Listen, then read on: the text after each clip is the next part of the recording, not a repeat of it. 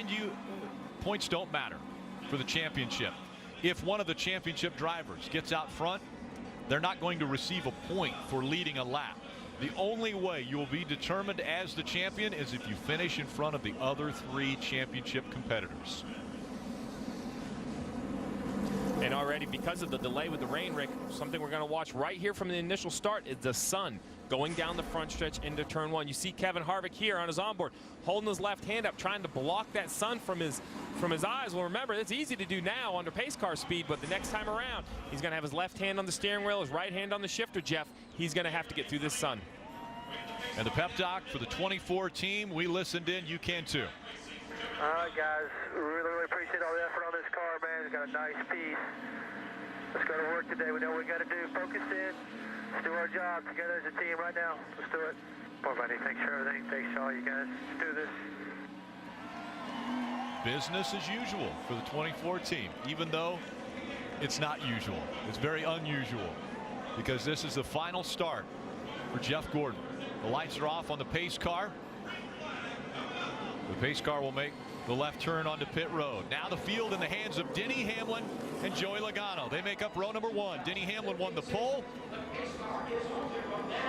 in the final race of 2015 and Jeff Gordon's final race.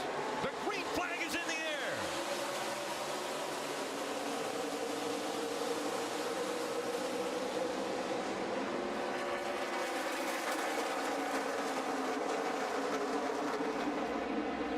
Joey Logano with a great start jumps out in front of Denny Hamlin.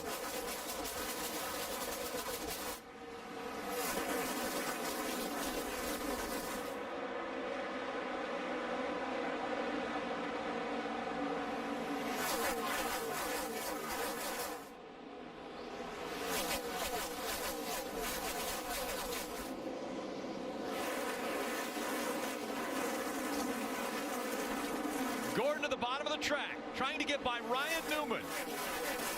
Gordon passes Newman for 4th.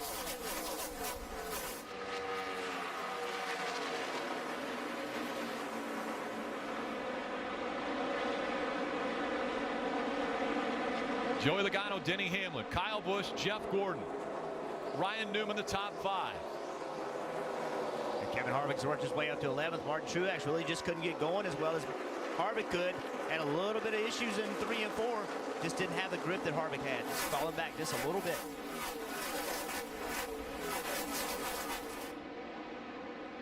Sun definitely could be an issue in the early stages of this race.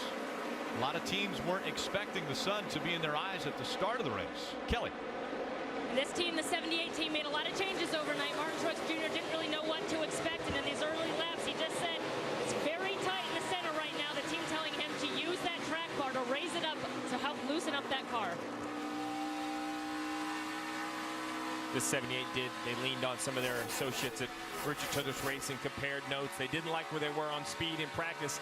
As Kelly said, they made major changes. I know Cole Pern had to have a little bit of nerve to try to figure out what was the best thing to do. Stick with something you practiced, even though it didn't seem to be great, or change everything and shoot for something even better. That's what they have to do, Rick. They have to go out and beat their competitors. You'll always be able to see where the championship 4 are running. That will be just below the ticker. And you already see the 2 lines forming. Denny Hamlin up near the wall. Joey Logano much lower on the racetrack. It's going to be interesting to see what Joey Logano does now as Hamlin's moved up the racetrack. Joey's going to move up the racetrack and try to take his line away from him. Hamlin all the way up against the wall, running second. Joey Logano out front. We talked about the potential sun. Look at Denny Hamlin's very unique visor setup on his helmet. He has a visor that protects his eyes from the dust, but then he also has that sunshade just above it. Top 2 separating themselves. Kyle Busch runs 3rd. Kyle Busch almost a second and a half back from these 2. Joey Logano, after a great start, able to get in front of the 11 of Denny Hamlin. These are the first laps that Joey Logano has led at Homestead Miami Speedway. Logano won all 3 of the races in round 2. Swept that part of the playoffs and looked to be the favorite as he was entering round 3 of the chase. But then Martinsville taken out in an accident. as the 22 out front. The final race of the season. Mike? And Rick, as you alluded to, all that success in the playoffs for Joey Logano, many people expected him to be one of the final four here on championship weekend. So you can imagine the disappointment in their camp. Todd Gordon, the crew chief for Joey Logano, told me this morning that they were disappointed, but they do have new goals. And they're the same as Joey said last week after getting out of the car, being optimistic. He said, we've got one more race. We're going to go try to win that one. They feel like they've got a pretty good race car here today, although he's hitting the splitter a little bit right now, and he says it's a bit tight, but pretty happy with the way it's driving. Joey Logano has been out front all 7 of the laps that have been run. I mentioned that accident that took place at Martinsville. It was Matt Kenseth who took out the 22. He was suspended for the next 2 races, but back here for the season finale. Denny Hamlin trying to work the bottom of the racetrack, try to gain some ground. The 22 that wasn't working, so now Denny's gone all the way up against the wall, inches away from it. Trying to find some momentum to reel in the 22. We know we've got a break coming up at lap 25 of competition caution. Race buddy.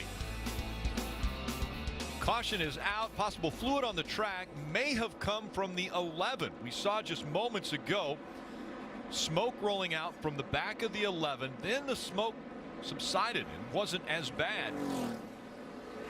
Some drivers were saying they thought maybe some fluid was being put down.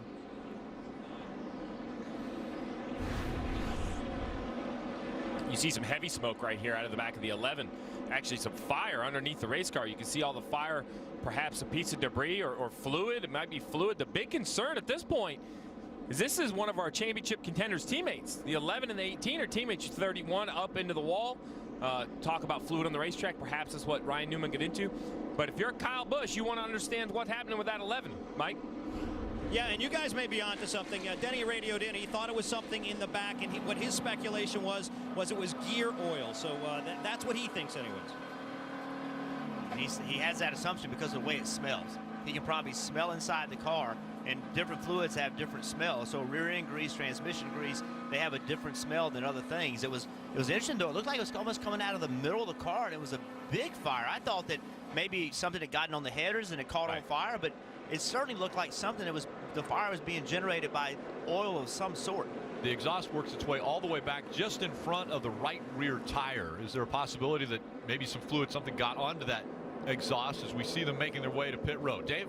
Rick, they didn't want to spend a set of tires this early, but he said if we don't, we'll probably get run over. So a little adjustment for a car that was a little bit loose off. 4 tires and fuel for Kevin Harvick. Kelly? Martin Truex Jr. raised that track bar, but by the end of that run, he said he was in a 4-wheel slide. It was right sides only for the 78. Jeff Gordon said his car was tight entry, tight middle, a little loose on the exit. He did hit some debris off turn 4, but nothing to be concerned with. The wedge adjustment, Mike. And Kyle Busch a little bit tight, looking for a little drive off, a 4-tire change and an air pressure adjustment. And before the competition caution, which will come at lap 25, they're not allowed to add fuel to the car. So it will just be adjustments and tire changes for these teams.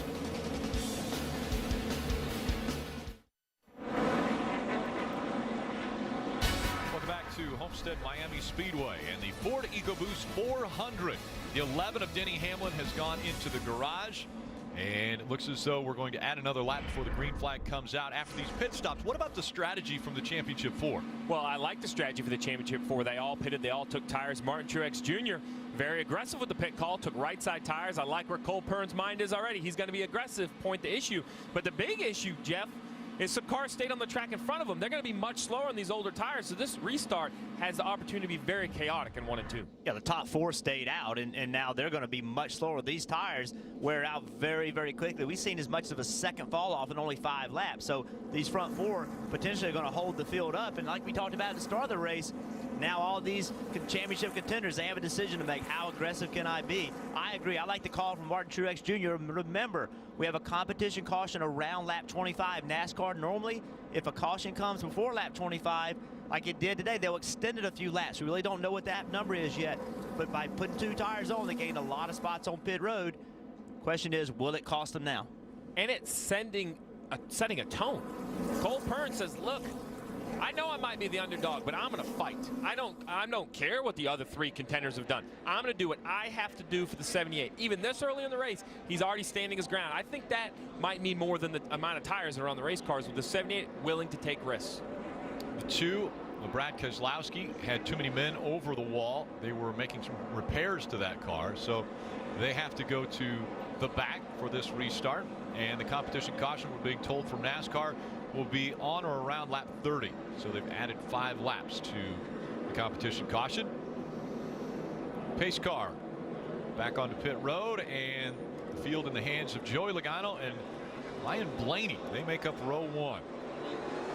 Logano on the outside, back into the gas first.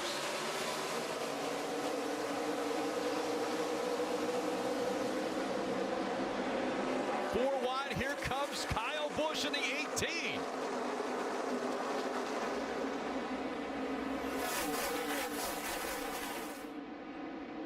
Martin Truex Jr. in the middle. Kyle Busch on the bottom. Kyle Larson on the outside. 2 championship contenders side by side.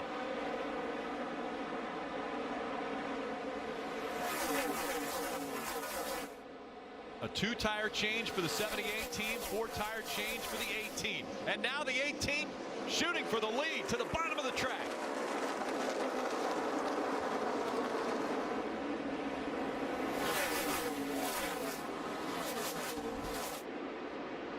Kyle Busch out front in Miami. Carl Edwards in the 19 goes to the bottom to get by Martin Truex Jr. Older tires, even though it's only 15, 16 laps on the tires of the 22, definitely not as strong as the 18 or 19 as they both get by. Remember, you see Jeff Gordon looking underneath Martin Truex. Martin Truex only did 2 tires. They're okay. If they lose 3 or 4 spots, they're okay with that, because they're still going to pit at the competition caution further ahead than they would have if they would have done 4. So that was the gamble that Cole Pearn and the 78 took. Jeff Gordon able to get by Martin Truex Jr. And Gordon trying to get by the 22 of Joey Logano. Let's look back on that restart, focusing in on Jeff Gordon. This has been a weak point for Jeff Gordon and this team all year long. He's got to find a way to get better restarts. Look at the gap he's leaving in front of the car, between he and the car that's in front of him. He's going to have to be more aggressive as this race moves forward. He got a break because all these guys had 2 tires or no tires. He had 4, so it didn't hurt him. But later in the race, he is going to have to be more aggressive. Yeah, this isn't a points battle where you're protecting a points lead. These 4 competitors are tied, Rick. Whoever outruns the other 3 is the champion. You cannot be conservative. As much as you want to protect your car, you can't be conservative. But it's no surprise to me. We see a contender, Kyle Busch, leading. We see right here Jeff Gordon in 3rd, Kevin Harvick in 4th, Martin Truex in 5th. All 4 championship 4 running in the top 5. Now, there is a balance. There's always a balance. How aggressive do I need to be at a certain point in the race? Jeff Gordon's smart. We have 245 laps to go. He knows he's got to be in one piece if he's going to have a chance to win this championship. It's okay to be a little, a little safe right now, but as it moves forward, as we get closer to the end, you no longer can do it. You've got to attack. Cautiously aggressive. Jeff Gordon, maybe not as aggressive as he needs to be later in this race as they continue to fight on the outside. Jeff Gordon trying to get back by the 4. Kevin Harvick on the bottom of the track, trying to make the pass on the 24. Hard to make this pass. The bottom, we've talked about it before the race. The bottom of the racetrack has so much less banking than the top of the racetrack. Jeff Gordon's working the top where there's more banking. Kevin Harvick's in the middle of the racetrack or toward the bottom. There's much less banking, much less grip for Kevin Harvick. So if he can overtake Jeff Gordon, he has a superior handling car, because the racetrack is certainly not helping him. They continue side by side. The 11 of Denny Hamlin has made his way back out onto the track. He was only in the garage for 3 laps, so he is 3 laps down, running 43rd. As now the 24 of Jeff Gordon goes to the bottom of the track and will chase after the 4 of Kevin Harvick. And you see the advantage that the middle and upper lanes have over the bottom. Kevin Harvick, while he didn't get beat into the corner and actually was even a little slower through the middle, he carried that momentum on exit. As you see right here, the 24 closes in on the 4 in the middle of the corner, but running that higher line, Kevin Harvick will have much more momentum down the backstretch.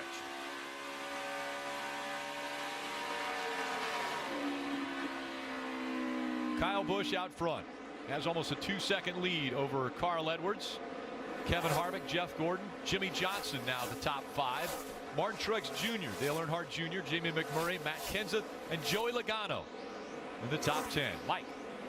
And you know, Rick, talking with Kyle Busch's crew chief Adam Stevens this morning, he told me he was cautiously optimistic. This is a brand new car, never been raced before, but he said assessing their practice, he said one of their best practices they've had all season long, and you can see that the proof is in the pudding. He's been out front.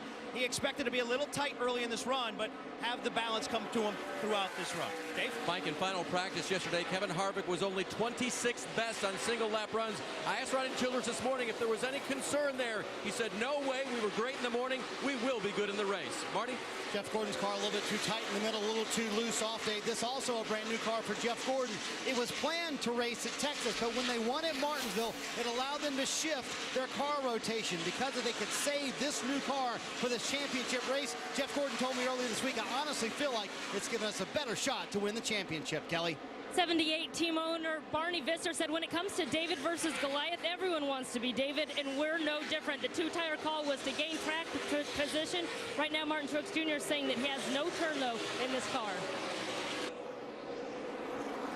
And Martin Truex Jr. has fallen out of the top 5 to 6th.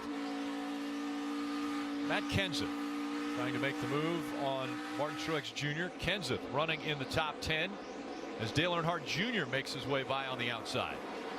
And when you talk about tracks that like to run the high line, the 88 of Dale Earnhardt Jr., he loves this position right up against the wall. I'm actually a bit surprised that the 78 is a lane down off the wall. He's normally right up there with the 88. And once again, remember the 78 was 14th before the pit stop. They did 2 tires that moved them up. Now they're racing for 7th, 8th position. So again, they're falling back in the field, but when this competition caution comes out, they're still going to be further ahead by using this strategy. And we're expecting that competition caution to come out any lap now.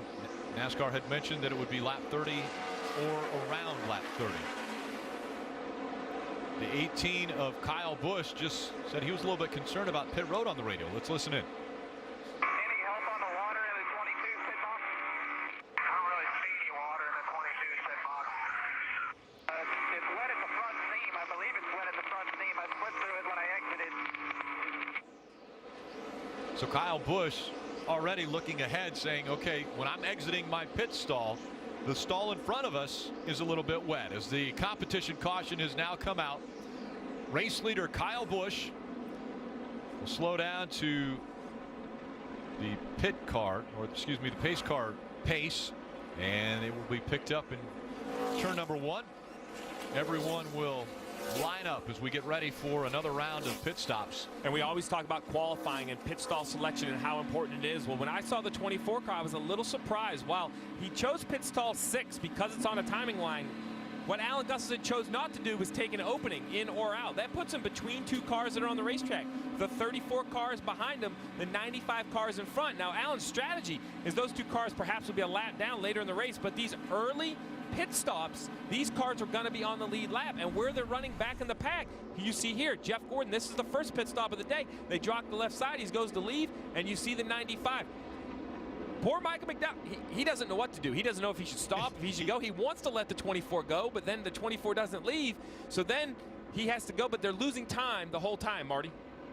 And Steve, Alan Gustafson went to the next pit box to talk to Michael McDowell's team. They've had a conversation on this set of pit stops. Michael McDowell's team will stay out to give Jeff Gordon a clear exit.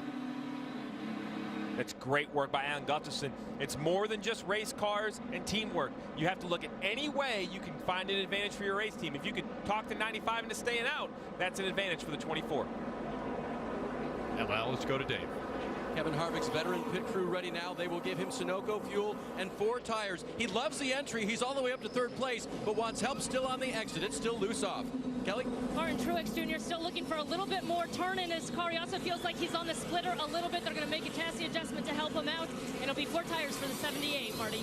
Jeff Gordon said his car is a little bit too tight in the center and just won't rotate on throttle. He said, I need a little bit more. The last adjustment you gave me, 4 Goodyear tires and foot. Fresh Sunoco fuel, Mike.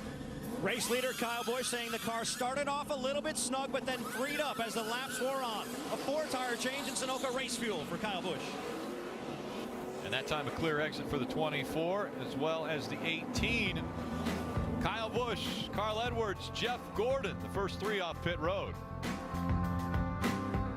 Last trial. Start following your favorite driver like never before. What was wrong with the 11, Dave? Yeah, the crew confirmed to me, Rick, that it was definitely gear oil that they were smelling and seeing on the track. And it was a fault of something called a Wiggins clamp, Steve. As you know, they're back there and they're either faulty sometimes or they don't get installed correctly. Yeah, Dave, basically a Wiggins clamp is how you attach the hose to the rear end that pumps the fluid through to keeping the gear cool. It has just a little clasp on it. It's kind of hard to explain, but it latches together. There's sometimes you think they're latched, not completely latched, and they can pop apart and the hose comes off. The good news for the 18, though, the team end of the 11, it wasn't a parts failure. If it would have been a parts failure, I'm sure Kyle Busch's team would have a lot more concern. Championship 4 still in the top 6. Kyle Busch, Carl Edwards making up row number 1. Kyle Busch has chose the outside line. The race leader has the option of either starting on the outside or inside. Busch on the outside, Edwards on the inside. Green flag back in the air.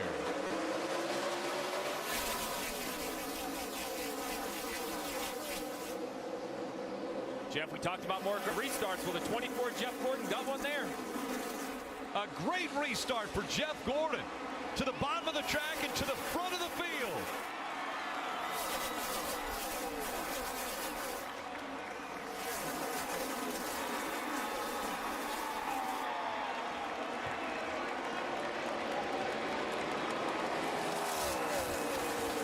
Amazing. You can hear the near 60,000 people over the roar of 43 engines, but you could hear it there when Jeff Gordon took the lead. Marty. And Rick, what an incredible scene. Eddie DeHaan, his spotter, said the 18 spun his tires, go, go, go. And the whole team collectively gave a fist bump, and you can hear the crowd cheering Jeff Gordon in the lead at Homestead. Here comes that 18 of Kyle Busch, still looking at the bottom of the track. Jeff Gordon's teammate. 48 of Jimmy Johnson lurking back there in third.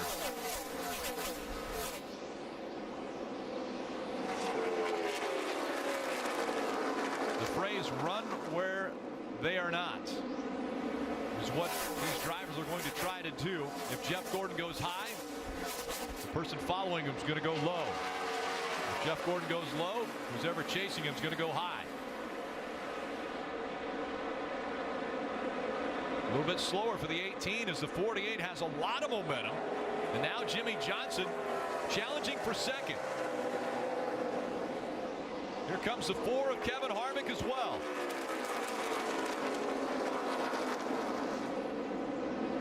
He's struggling right now. We saw him in the middle of 3 and 4. He lost all the momentum. He got up in the middle of the corner. It looked like he got really tight or really loose. I couldn't tell which. Got up the racetrack and all but had to stop.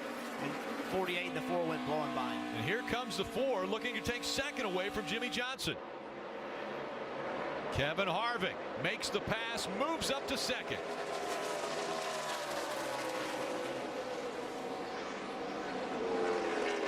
Gordon and Harvick 1 and 2. Jimmy Johnson, Kyle Busch, Carl Edwards, the top 5. The 18 car went from leading this race, kind of dominating the race. This track is starting to change. Did they not keep up with it? And the 5 slow on the track, bringing out the caution. Casey Kane, the yellow numbers on all of Jeff Gordon's teammates in honor of Jeff Gordon's last race. Casey Kane slow on the track. Right rear. And the right rear down for Casey Kane. And Denny Hamlin is going to get 1 lap back on the free pass. Let's ride along with Dale Earnhardt Jr. Take a look at what happened with Casey Kane. You see the right rear tires flat. That's a great save by the 5 of Casey Kane. And an excellent job by Dale Earnhardt Jr. not getting to the back of him. But the big concern for the 5 is, A, that was great. They stayed out of the wall. But you see the damage to the quarter panel. The team's going to have to try to repair that, make sure the bracing is secure where they don't have another flat tire. Yeah, that quarter panel, if it's bent like that, the car will not drive nearly as well as it could if it's fixed correctly. So they need to take their time and really fix it. Now the big question is the decision for these teams. We've run 5 green flag laps. We saw earlier, just after a few more than this, 10 or 12 green flag laps, the teams that stayed on the racetrack went right back to the middle or the back of the field. What are these teams going to do? They have a set number of tires. Do they want to burn a set of tires after only 5 green flag laps? The leaders may or may not come, but somebody back in the pack will bring the rest of the field to pit road. And you may have noticed that it looked as though the right rear tire was up as he was driving onto pit road for the 5 of Casey Kane. They have inner liners on tracks over a mile because of the speeds that these cars carry. They will have inner liners, which is another tire that's inside of the tire. And so when that tire blew for Casey Kane, he was able to save it and make it to pit road. Turkey Day treat. Live coverage from Boston begins at 1 p.m. Eastern. Getting ready for the restarts. Jeff Gordon, Kevin Harvick, 1 and 2. How about the last restart for Jeff Gordon? Yeah, well, we talked about Jeff Gordon need to be much more aggressive as the race led on. Well, the next restart, Jeff Gordon times this perfectly. See the 18 on the outside, spins his rear tires right there. That enables the inside line to get momentum. He gets on the inside of the 19 car, makes an aggressive move, 3 wide into 1, ends up getting the lead. That's what we need to see from Jeff Gordon. He stepped it up in 1 caution. It's hard to step it up much more than that. It's hard to find a fault with Jeff Gordon, but a lot of people go, well, he might not be so good at restarts. Well, right there he showed he can do it. Well, and the last several years, self-admittedly by Jeff Gordon, restarts have been an Achilles heel. That's been their problem. And it's so important to have restarts. If you give up spots on these restarts, they're very difficult to get back. And it's an opportunity. Everybody's in one spot. If you can pick up spots, this is the best time on restart. And what I was even more impressed about is that he held the lead. The 24 car in practice didn't look like it had speed on new tires. It proved right there that if they got that track position on new tires, he could fend off the 4 and the 48 and the 18. And remember, on this restart, Jeff Gordon's the leader. The minute he gets into the restart zone, he has the option of when he wants to leave. As long as he leaves before the end of the restart zone, he's legal. And he chose the inside line. It's the first time the race leader has done that. Back into the gas, and he's got his teammate behind him. Pushing him. Jeff Gordon pushed into turn 1. Kevin Harvick on the outside. Jimmy Johnson running 3rd. Kyle Busch 4th. And now Harvick surges in front down the backstretch. Jeff Gordon picked the inside line, gave Kevin Harvick the outside. That will set the stage for the rest of the race. Do you want the inside if you're the leader, or do you want the outside? All the way to the top of the track goes Jeff Gordon. Here comes the 18 of Kyle Busch.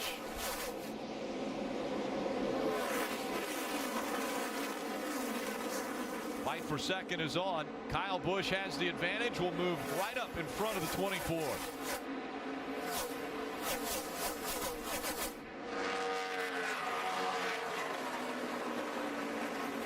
And smoking down the backstretch. A wreck on the backstretch. The 88 is involved. The 15 as well. This 88 was one of the teams that chose to just come and get 4 tires. He was trying to use those tires, get back up through the field. They're racing 2, 3, and 4 wide down the backstretch. And he has multiple flat tires. The right front is down. The right rear is down. The 11 is going to get the free pass, and amazingly enough, will be on the lead lap after going to the garage for 3 laps. Also involved Eric Almirola in the 43, the 17 of Ricky Stenhouse Jr. also on pit road. It's a multi-car wreck. This is also a great example of not giving up track position. If you get in the back of the pack, anything can happen. We see big wrecks on a restart in the back of the pack, and we saw it again. Casey Mears in the 13 also involved. Let's look back. Yeah, the 88's really trying to push the issue on these new tires. He tries to get to the outside of Ty Dillon. You see the 15 come up, actually, and get into Ty Dillon. That causes the 15 to go around. He catches the 88 in the left rear quarter panel. Really, the first replay, I thought it was the 88 that pushed the 33, but looking at it a second time, that's not what happened. It looked like Clint Boyer got into the 33, got himself spun around, and caused the accident behind him. Multiple cars involved, and this is the 4th caution already. 46 laps have been completed, and that was violent. So Dale Jr., there's the 15. Inside the 15. Ty Dillon. And say hi. Hold the brakes. Hold the brakes. Hold the brakes.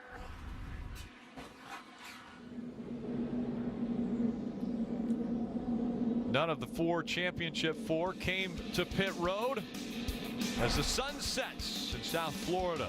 Kevin Harvick out front.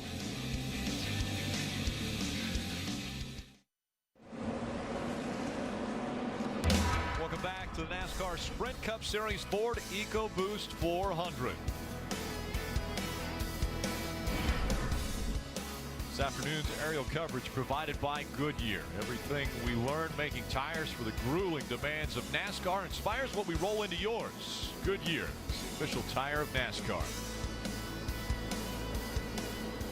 I want to ride along with Clint Boyer on this wreck.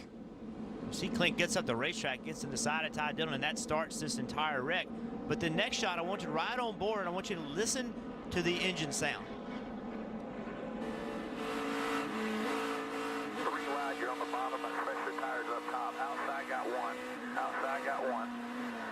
So you heard the spotter say 3 wide, you're on the bottom. That's your signal. You know you're 3 wide. You heard him in the gas, out of the gas several times. That means his car wasn't stuck in the racetrack the way he wanted it to be. He kept getting out of the gas, and he just had to keep chasing the car up the racetrack and ended up getting to the side of Ty. And he was with Kelly moments ago. Clint, I know this is not how you wanted to end things with Michael Waltrip Racing. What happened out there? I don't know what the hell happened to our car. I was kind of optimistic about the race, and we made a pit stop there, and the car is just a way big handful there. And I don't know, I was coming off a 2 there, and Ty was kind of got squirrely, and I tried to stay off of him, and my car got loose and just couldn't catch it. It was, I don't know, we just lost the handling on our car big time there, and unfortunately ended, you know, you hate to end this way. I wanted to end, you know, on a strong note for everybody at MWR. Appreciate all their hard work and efforts, you know, all these years, but unfortunately it's over. It's such a tough ending for Clint Boyer and his run with Michael Waltrip Racing closing the doors after this race. The 48 of Jimmy Johnson had to come on to pit road. NASCAR mandated that they come to pit road and fix the right rear quarter panel. This has been a hot topic, Rick, since last year, that during the pit stops they don't want to see any of the team members pulling or flaring any of the fender wells. And watch the Jackman, watch his right rear hip when he goes in to pull this right rear tire. As he moves towards the car, right around the S and the lows, he pushes his left rear or his right rear hip into the door, trying to cave the door in front of the quarter panel. That'll put a better shape in front of the right rear tire, creating a lot more downforce. NASCAR now has that pro camera system. They can go back and review any pit stop they want to see. They see all this dish in the right side of the 48. They go back, view the pit stops, make sure it didn't happen on the racetrack. Once they saw that it happened on pit road, they call the 48 back on pit road to make repairs. The penalty for the 48 is they lose all that track position. And they're going to have to do, once the green flag comes out, they'll have to do a pass-through because of manipulating the body. And so that will be their penalty, on top of losing all the track position to come in and fix that body work. These are tricks that teams used to play all the time, but now with this pro camera system that NASCAR has, you got to quit playing these tricks, because if you do, they're going to catch you. They are focused on each pit stall. Kevin Harvick's out front. Miami.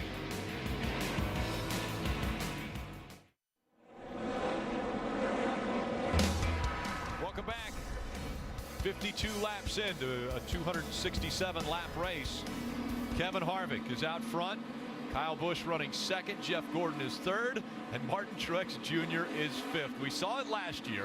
And a lot of people said, well, there's no way that those 4 drivers are going to end up running up front and challenging for the win. But that's exactly what's happening once again this year. As they enter the restart zone, we're back to racing.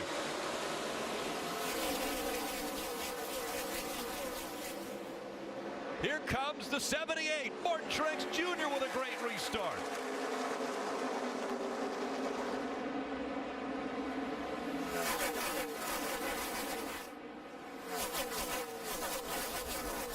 Martin restarted 5th. Now fighting for 4th. Kevin Harvick, Kyle Busch 1 and 2. Joey Logano is 3rd. Carl Edwards 4th. Martin Truex Jr. fighting for that spot. As Brad Keselowski in the 2 has battled his way back up into the 6th position. Remember, Brad Keselowski was penalized on lap 15 for too many men over the wall. He restarted 37th and already has worked his way up into the top 6. We talked about restarts and how important they were, and how the 24 car and Jeff Gordon had not had good restarts. Restarted in 3rd position, has fallen all the way back to 8th, and it all started getting into turn 1. That's what we talked about. That's the part they've got to get fixed. You just cannot give up spots on these restarts. And Gordon has fallen all the way back to 9th. Take another look at what happened on this most recent restart. So he laid back from the 18 and just didn't get it timed correctly. Now the 78 made the same move we saw Jeff make earlier, but when the 78 made it, it put Jeff in a position where he had a lot of cars around him at one time, and it just killed his momentum, and he lost a lot of spots between the start-finish line and the middle of turns 1 and 2. Started 3rd, and now you're running 9th. Jamie McMurray, Matt Kenseth fighting for the 7th spot as Kenseth up high. And here comes the 41 of Kurt Busch.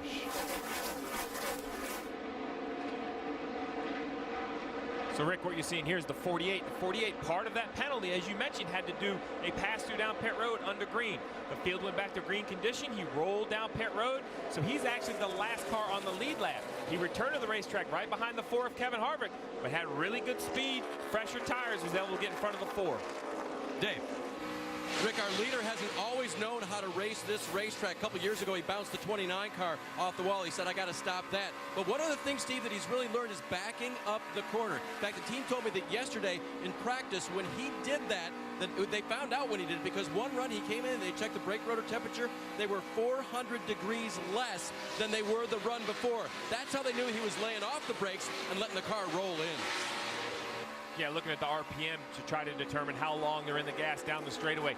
You say it as soon as we get off the plane down here in Miami, Jeff, that this is a racetrack. You have to lift early for these corners. Yeah, and Kevin Harvick taught me that. Kevin Harvick is so good about getting in these corners very easy and then going back to the throttle very, very quickly to carry all the speed from the quarter of the way around the corner all the way down these long straightaways. Kevin Harvick is really good on the high line, and a lot of that is because of his patience with the throttle on corner entry.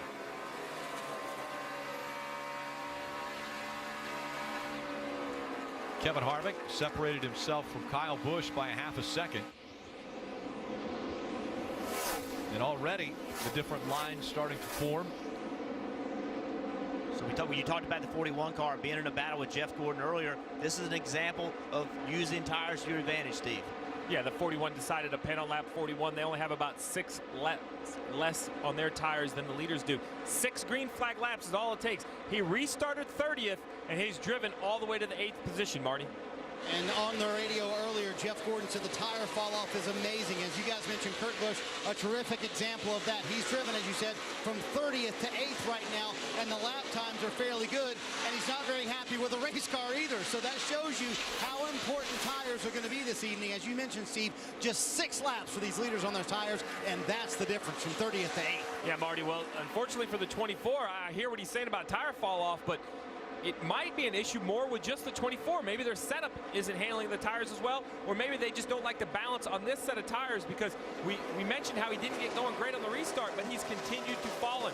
He's all the way back now to the 11th position. The problem is it's one thing to have a bad restart and fall back 2 or 3 spots inside the top 6 or 7.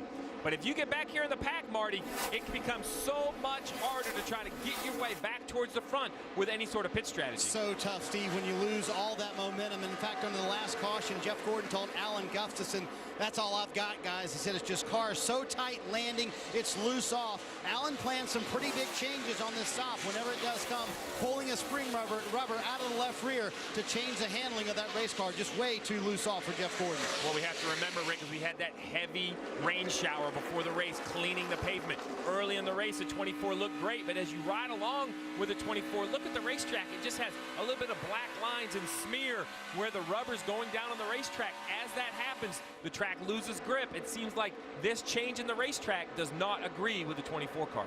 And that was a close call by the 31 as we see the 98, a little bit of smoke coming out from Ryan Preece. Right rear tire down.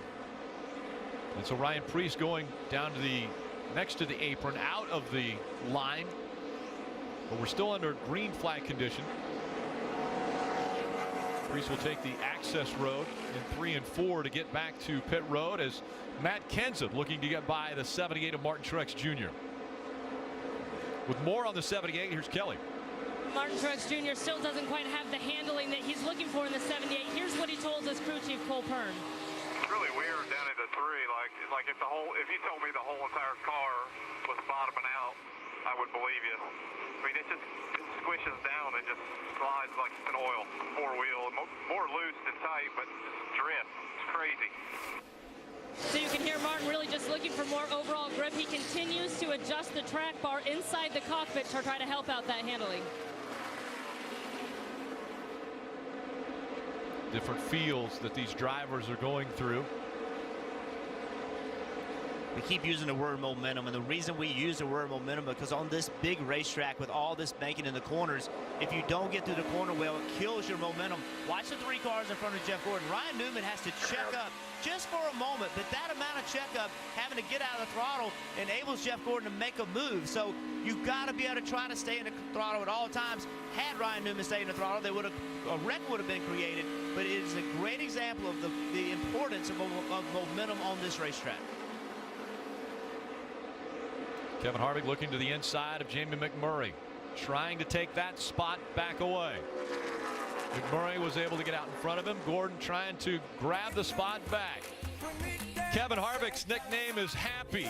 54 laps he led last year. He's been out front 22 already tonight. Kevin Harvick for championship 4.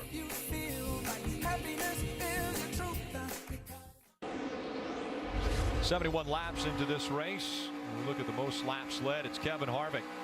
27 and counting. Presented by Sprint. Celebrate the NASCAR Sprint Cup Championship with Sprint. Switch now and save 50% on most of Verizon, AT&T, or T-Mobile rates. Visit sprint.com/save 50% today. Kevin Harvick, the laps that he has led with Stewart-Haas Racing in just 72 starts, almost as many as the 466 previous starts with Richard Childress Racing. It's been an incredible run for Kevin Harvick when he moved over to Stewart-Haas Racing with Rodney Childers as his crew chief.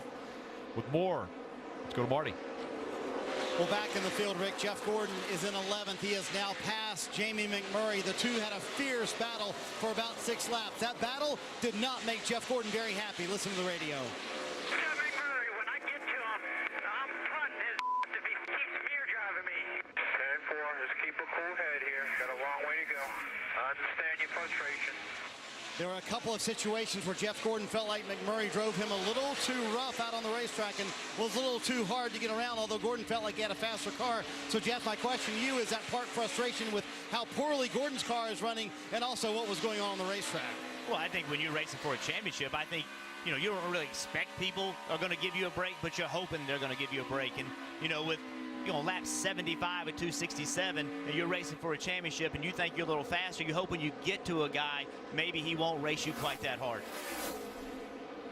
And let's specifically look at the instances for Jeff Gordon, what he was mentioning with the Jamie McMurray incident.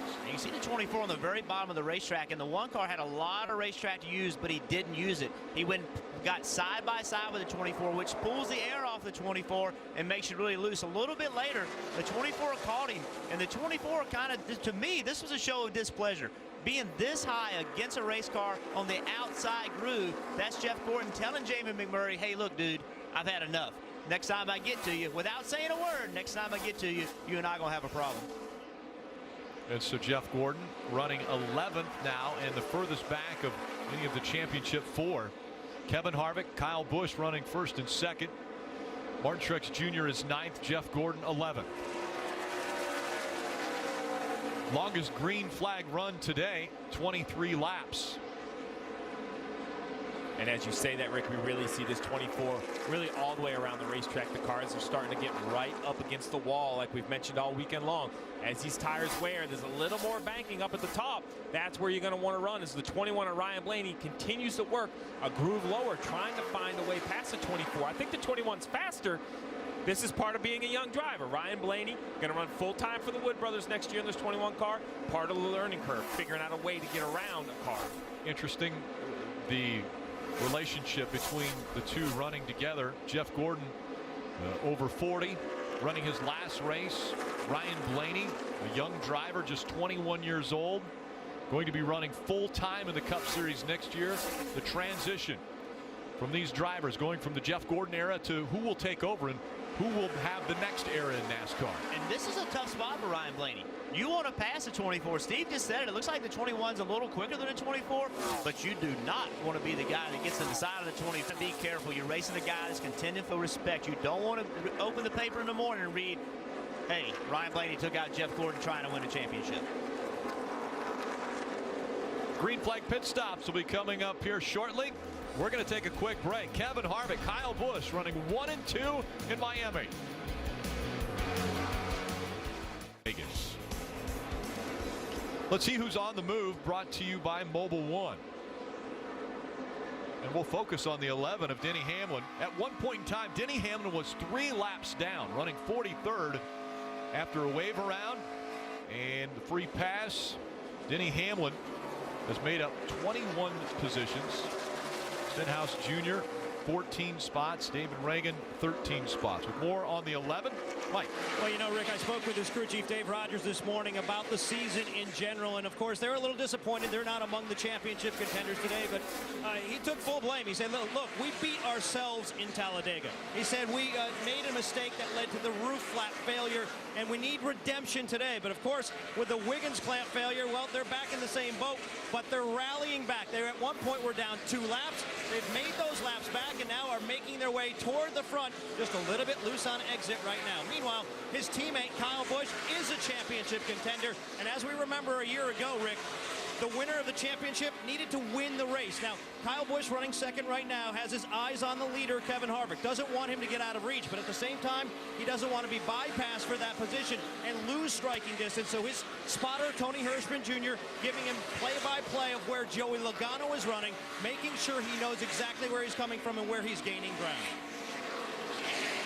It took a win a year ago by Kevin Harvick. He was in 2 must-win situations to end the 2014 season. At Phoenix, he had to win to advance into the championship 4. And then at Homestead, he had to beat Ryan Newman, who finished second in the last race of the season. He was able to do both. Now leading once again as we come to the season's end. Jeff Gordon, running 12th, had this to say about his car moments ago.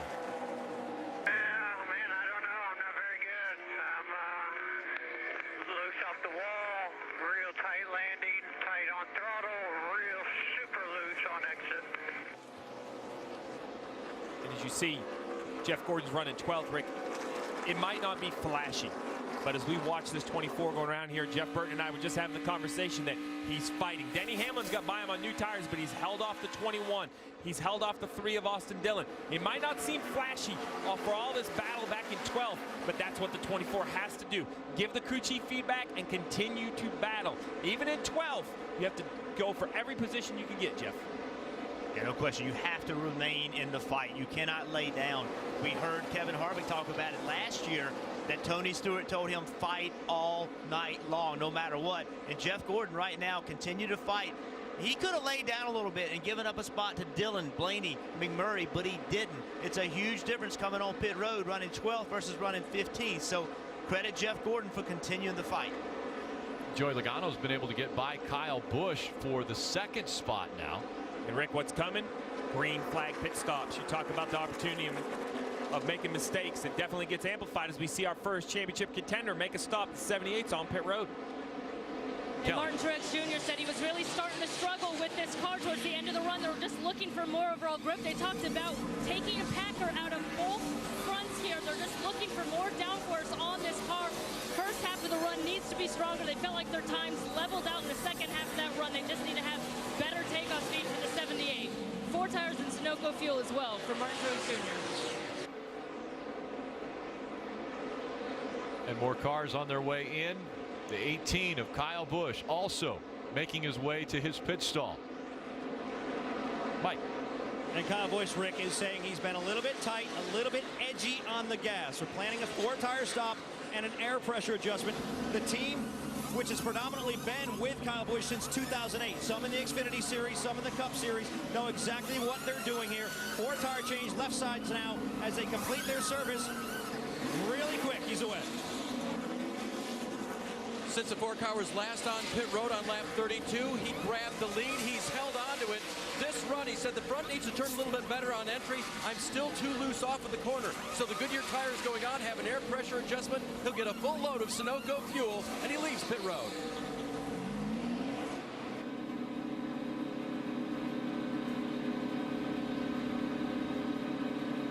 And riding along with Jeff Gordon as he's making his way to his pit stall. Rick, we heard the comments from Jeff Gordon, and they said the car's just not very good right now. It's too tight, too loose off, too tight into the corner. They're going to pull the spring rubber out of the left rear. It's going to take a little bit more time. Tape on the grill, wedge in. You see the tape going on right now, and the 4 fresh Goodyear tires. See if all those changes help Jeff Gordon or not. An impressive stop for the 24 team as they come out just behind the 21 of Ryan Blaney, making those changes, having to pull things out of that left rear. Yeah, that was a very efficient stop to remove his spring rubber. My concern is that the 24 was the last of our championship contenders to come to pit road. With new tires being worth so much here at Homestead, Miami, you have to be careful. 1 extra lap could be 2, 2.5, up to 3 seconds on the racetrack. As they're cycling through the green flag pit stops, Joey Logano scored as the race leader in front of Kyle Busch. Alex Bowman, who still has not come to pit road, running 3rd. Kevin Harvick 4th.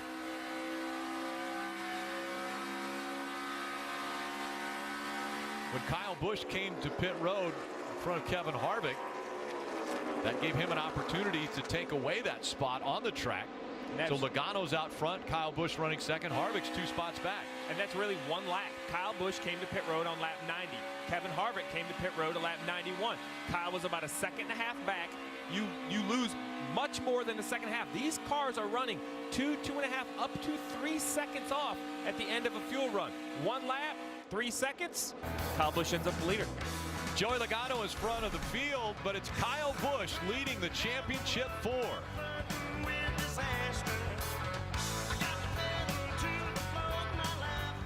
After the voice on NBC. 4 championship contenders. Kyle Busch runs 2nd. Kevin Harvick is 3rd. Martin Truex Jr. 9th. Outside the top 10. Jeff Gordon running 13th. Dave, what's happening with Kevin Harvick? He lost a couple of positions, Rick, for something that wasn't working, but it's not on his race car. Listen.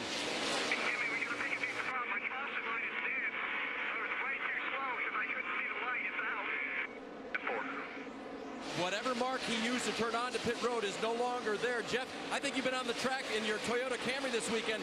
Getting on pit road here is tough anyway, and if your mark goes away, like perhaps not a lit light, that's a big deal. That is a huge deal. All these drivers practice getting on pit road on Friday and Saturday. You pick something on the racetrack where you know you can drive as hard as you can. When you get to that point, you start to brake to get on pit road. This light is out, so Kevin Harvick could not see it. So he didn't know where to go. So we documented that he lost a spot or 2 spots on pit road. That was because he of pitting a little bit later, but also he did not get onto pit road as fast as he could have because he could not find that light. Here was more communication from the 4 team. I know what to do on that pit road marker. Just talking, start talking him all the way through, and I'll just tell him because there really ain't nothing to mark him by. Yeah, 10-4. So next light. He's got to find that light, and they've got to find a way to communicate. He's got to say 10 car lengths, 5 car lengths, you're there. And then Harvick's got to trust him if he wants to max out his entry pit road speed. And that's so important under these green flag stops. But that's going to take a lot of trust. And you could make a mistake. If you do it wrong, you're going to go too fast on pit road, and you're going to get caught speeding. You're going to have a penalty. So it's going to be interesting to see how this team works with this issue. With more on the 24, let's go to Marty. Rick, Jeff Gordon back in 13th, and part of the handling woes, especially at the end of the run, may have been the fact that the right rear tire for Jeff Gordon was going down towards the end of that run. Alan Gustafson just told him on the radio that the right rear had started to go down. Jeff radioed them and said, yep, I felt that a couple of laps before we came in. Steve, how much can that change the changes they made on the car and affect it on this run as well? Marty, that's the absolute biggest concern for Alan Gustafson right now, is how long was that right rear tire going down? Is that what we adjusted for? Did we pull that left rear spring rubber under green when really we needed it in the race car? This is very difficult for a crew chief and a driver. You're trying to work on your race car with all known variables. As soon as you have a tire going down you don't know about, you can't take those chassis changes back. You're committed, especially pulling a spring rubber. It's out of the spring. There perhaps is another one there you could push in, but that's just going to take more time on the next pit stop. And when you're making these changes throughout the race, Steve, you're learning. You're making a change, and you say, okay, here's what it did to the car. You scrap this. You learn absolutely nothing by making this change, which means the next stop, you're just trying to get back to a center.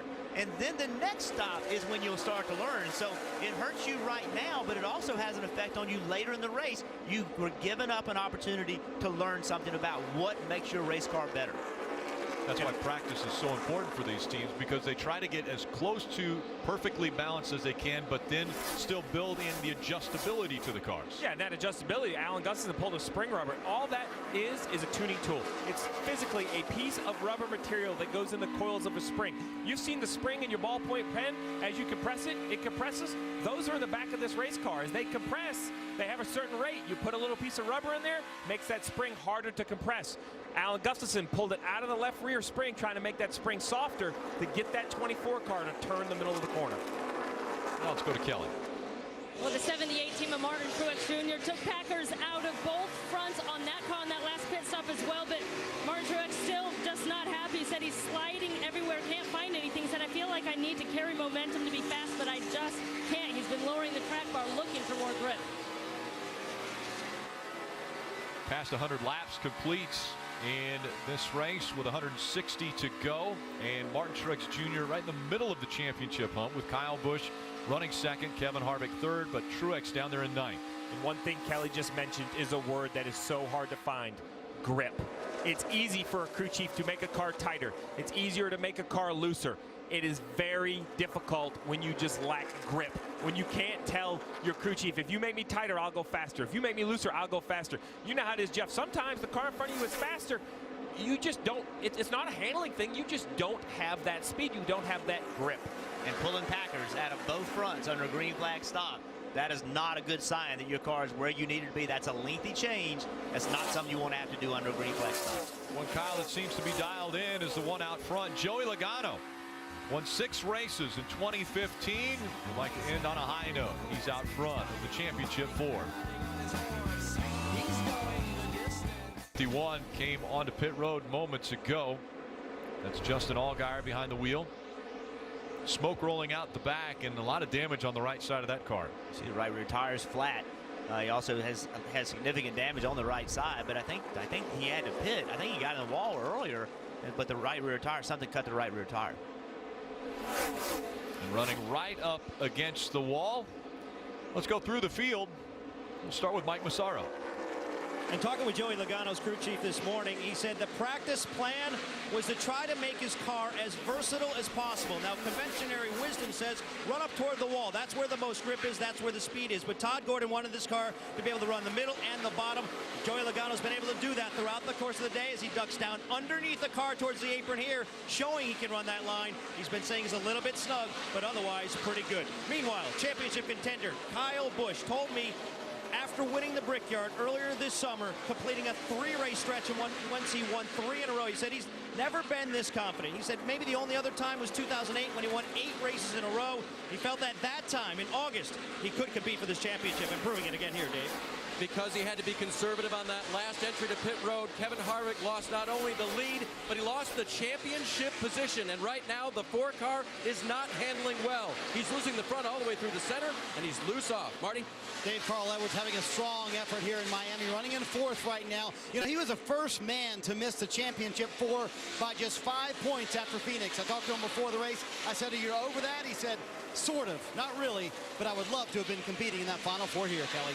Kyle Larson won the Xfinity Series race last night, and he said, it's pretty cool that I got a win on Jeff Gordon's last weekend. He started 23rd, gained track position by staying out under caution, but he got into the wall a few laps ago, and now he said the 42 is getting tight, Dave. The 2 of Brad Keselowski recovering from a penalty earlier. Right now is 2 loose on the entry and 2 loose off. So that car not handling well for him. Behind him, the 20 of Matt Kenseth. Welcome back. He is back from a 2-race suspension, and his team said very glad to have him. They knew Matt wouldn't forget how to be fast. He's running in the top 10 here, Marty. David, after that press and run up through the field for Kurt Busch earlier, he settled in right about the 8th position right here. The car a little bit too tight in the middle of the corner. I asked Tony Gibson, his crew chief, to assess the season for the scene. He said, considering Kurt missed 3 races at the beginning of the year and we almost made the Final 4, I'm really happy, Kelly. When asked who his favorite driver as a kid was, Martin Truex Jr. said Dale Earnhardt, hands down. Well, he could become the first single-car team to win a Sprint Cup championship since Earnhardt did it back in 1994 with Richard Childress Racing. They've been struggling to find the handling on this car, but moments ago, Martin said, simply, it's better. Mike? Kelly, what a recovery it has been for the 11 team and Denny Hamlin. After having a problem that put them in the garage for a couple of laps, they've recovered and are now running inside the top 10, believe it or not. He feels like he's got a very fast and balanced race car right now, Marty. Last year in Miami, Ryan Newman, Mike, came here with a shot to win the championship. Tonight, he does not have that shot. Same as the last 2 runs for that 31 car of Ryan Newman. 2 tight in the middle, 2 loose off the corner. They just cannot get that out of the race car for that 31 team. For Jeff Gordon, championship contender today, he just told the team a moment ago, it just does not feel good, I can tell you that. Alan Gustin came back on the radio, said your times are as good as a 4. I know you're not happy with it, but hang in there. He said, you're right. It feels terrible right now with the way we're handling. How about the run for Ryan Blaney? We mentioned a moment ago they'll be full-time in 2016 in this 21 car. He told me earlier today, I love that. He said the toughest part about this year is running part-time because we don't get that regular rhythm. It's going to be nice to have that in 2016, Dave. Jamie McMurray qualified 22nd, Marty, but that wasn't indicative of the speed in the race car. Since the start of the race, he's moved forward, running the top 15 for most of the evening, and on that last stop, he was just a little bit tight in the middle, loose off. Kelly? Trevor Bayne in the 16, looking for a bright spot this season, and it might come right here in the finale. They gained a lot of track position by staying out under a caution right now. Trevor's saying that he's a little bit tighter starting this run, hoping to get better, Dave. Austin Dillon may have had the most fun of any driver in the last run. He went from 25th to 13th, past 12 cars, and the car was just a little bit loose when he came to pit road for adjustments, Mike. A.J. Allmendinger running 17th, although he has said he's not been able to run the top line the whole race, and the balance of the car has been swinging from tight to loose, and it's a little bit on edge, having difficulty getting back to the throttle, Kelly. Greg Biffle once won 3 straight races here at Homestead Miami Speedway. It has not been the season they were hoping for as he missed a chase, but I spoke with him moments before the start of this one. He said he was really looking forward to 2016. Mike? Jimmy Johnson sitting on win number 75 after his Texas victory, but has certainly had some momentum after leading several laps last week in Phoenix. Just 1 win shy of tying a record set by Dale Earnhardt with 76 wins. He's trying to recover from a penalty earlier in the race, right now running 19th. Rick? Those are all of the lead lap cars, and he's about to go a lap down. Great job through the field there, brought to us by Nationwide. Joey Logano closing in on the back bumper of Jimmy Johnson. Logano, Kyle Busch, Kevin Harvick, the top 3. Kyle Busch 1.6 seconds behind Logano, but he's out in front of the championship 4. Kyle Busch leading the championship in the final race.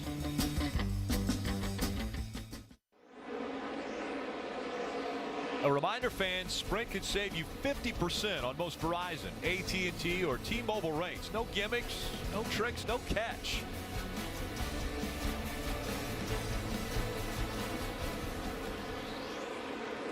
Joey Logano in front of Kyle Busch, Kyle Larson, and Kevin Harvick running 4th. And Kevin Harvick's been in a tough battle with Carl Levers trying to keep Carl behind him. And Kyle Larson has got the outside working now. He had a great run through the middle in 3 and 4, made it 3 wide, getting into turn 1. Clears both Carl and Kevin right in the middle 1 and 2. This is when we think Kyle Larson should start to shine. We keep waiting for it to happen because we know how good he is running right around the top. Tires are worn out. This is when we think Kyle can start making the drive to the front. Longest green flag run now, 77 laps. Kyle Larson was last on pit road on lap 90. 92 for Larson, 90 for Joey Logano. Gone almost 40 laps now since they were on pit road. Again, Harvick back in the 4th spot. Dave? Rick, remember, he lost the lead because he couldn't get aggressively to pit road, and they worked on his race car. This was the result.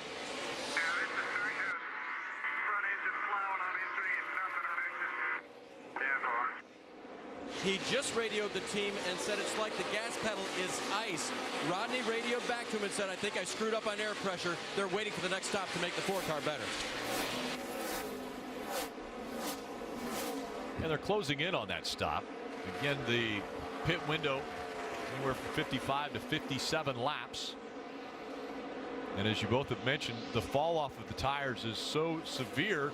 Would we see Jeff Gordon coming to pit road maybe a lap or two before that window opens up for This him? is going to be the tough decision for these championship crew chiefs, because coming to pit road early is a risk versus reward battle. You definitely want to come in, get adjustments, get fresh tires, but one ill-timed caution could change the whole course of the day. If I'm the 24 car, I'm scanning Kyle Busch, Kevin Harvick, Martin Truex. When I hear either of those 3 pit, I pit the same lap. Not a lap after, the same lap. Marty. Rick, a moment ago, Jeff Gordon was running 13th. And remember, we told you his car was, quote, terrible. Well, now things are looking a little more positive on the 2014. Here was Jeff on the radio a moment ago. I found a little stuff in here. Needs better drive off. Yeah, you found a lot. You're doing awesome. And Jeff, it's amazing. Even a guy who's won 93 races and all the championships Jeff Gordon has won, you're constantly learning as a race car driver, aren't you? Every single lap, you have to max out the potential of your race car, which means you have to be constantly looking for places to put your race car. How far do you drive in the corner? When do you get in the throttle? Where is your car the best? And that changes as your car changes. Jeff Gordon's lap times are not bad right now. They're about a 5th, 6th place car. So he has found a way to take the car that he isn't exactly happy with, put it in a position that he wants it to be in, and drive it the way it needs to be driven, and find some lap time. Slow on the racetrack, the 10 of Danica Patrick making her way onto pit road. Danica Patrick's last run with GoDaddy as the sponsor. Well, as these tires get old, one car that has found a ton of speed is the 42 of Kyle Larson. You're not going to hear this said very much in a 1.5 mile track, but he is up to a 1/2 second faster than the leaders. 0.5 of a second each lap. He has gone from almost an 8-second gap to the lead of Joey Logano. In just 4 or 5 laps, has cut that down to 5 seconds. We saw this in yesterday's Xfinity race. He won this race with about 7 to go. He was probably 30 car lengths behind Austin Dillon. We said, hey, this race is over. Austin's going to drive away. He found a way to go to the top of the racetrack, and he mowed him down. Caught him in about 3 laps, and that's what he's doing right now. He is exceptionally fast. Joey Logano has led the most laps, 63 now, as we've passed the halfway point. Look at the last lap times. The speeds. Logano out in front, turning the fastest lap. Kyle Larson 2nd fastest. Matt Kenseth 3rd fastest. Kyle Larson's lap, that was in traffic. He had a car in front of him that slowed his momentum down. So even in traffic, he was still able to be 2nd fastest. Coming up on Greg Biffle. Now only 17 cars on the lead lap. Jimmy Johnson has gone down a lap. Brad Keselowski is running in the 17th position. And some green flag pit stops are taking place. One of those is the 2 of Brad Keselowski, who was just on pit road. And that's what happens. As soon as the first car decides it's time to come to pit road, you see Martin Truex Jr. All right, I'm going to come early, get those new tires, try to get an advantage, Kelly. Because he's still struggling to get the handling on the 78 car. He said he was loose getting into the corner, but then tight on load up. They're going to take more Packer out of the front of this car. Martin said he could drive it at about 98% and get a decent lap. You see it's going to be 4 fresh Goodyear tires, and you see the flames go up there as they were fueling the car. And those flames continue to burn as the 78 drives off. And a little bit of fuel still on that opening as we go down to Dave. Spotter Tim Fedewa talked him all the way around the corner, helped him be aggressively onto pit road. He'll get a 4-tire change and also an air pressure adjustment in those Goodyear tires back to what he had before, full of Sunoco fuel. And An interesting call by Alan Gustafson. Jeff Gordon was going to pit in 5 laps. As soon as the 78 and the 4 pitted, they called the 24 to pit road. We talked about them pitting late in the cycle earlier. They pit early in the cycle this time. It's going to be 4 tires for Jeff Gordon after he found a little something. We heard that. And also fuel for Jeff Gordon. The only adjustment this time, air pressure and tape on the nose. That's it. You see the 4 tires going on. The tape on the nose going on. 12.3 on the stop for Jeff Gordon. 4 tires, 18 gallons of fuel in 12 seconds. Very impressive once again. And the 18 of Kyle Busch now on pit road as well. Kyle was scored the race leader as these green flag pit stops continue to cycle through. Kyle headed toward Mike Massaro. And Rick, Kyle's been real happy with the race car. The only thing he has said so far is that he's searching for rear grip. We're going to pay real close attention to this pit stop because all night long they've not touched the chassis once. Only air pressure adjustment. They go to work on the right side there. They've had clean stops throughout the night. They do have the wrench this time. It goes in the left side. A left side wedge adjustment. It would appear being planned. And now the wrench gets turned. A good stop for the 18, Kelly. Mike, you saw that fire on the 78 car, Martin Truex Jr., as they were refueling, and the gas man had to back away. Well, just moments ago, Cole Pern saying we're probably not going to be full here, so if this race continues to go green, it could force their hands to pit earlier than they would want. Unfortunate for the 78 team. Again, you see right here, there's a little bit of spill from the first can, and the sparks from the lug nut is normally what happens. So as he starts hitting lug nuts to remove the left rear tire, the sparks from that lug nut ignite the fuel that was on the ground. You see right here, it starts on the ground, goes up towards the car. The fuel man does absolutely the wise thing, backs away, does his only option at this point. A very scary situation. Luckily the fire wasn't bigger, but the big concern now that everyone's safe is the fuel they were able to get in the 78 car. How much was it? They're going to have to go into the calculations to try to figure out a number. Here was the communications on the radio after that fire. Oh, it's a fire there, huh? That's on that. Probably not going to be full here. Those two guys don't be too animated about much. Had some fire. Yep, we're probably not full. There was an extra man that jumped over the wall for the 18 team to take the tear off of the windshield. NASCAR will approve that. They'll ask if they can have an extra person to service either the windshield or the driver, and NASCAR would approve that. He didn't do any adjustments to the car, just took that tear off the windshield. Another smart move by the fuel man on the 78 was he turned the fuel can up rather than turning it down, so the fuel ran down rather than coming back out. But you watch the 78 here getting on the outside of the 46. 46 got way up the racetrack, almost got into the side of 78. Watch it right here. Very close call. Yeah, Rick, one thing that changed this year is you're allowed to have that extra fuel or that extra crew member to service the driver at any point during this season. Carl Edwards is out in front. Kyle Busch leading the championship 4.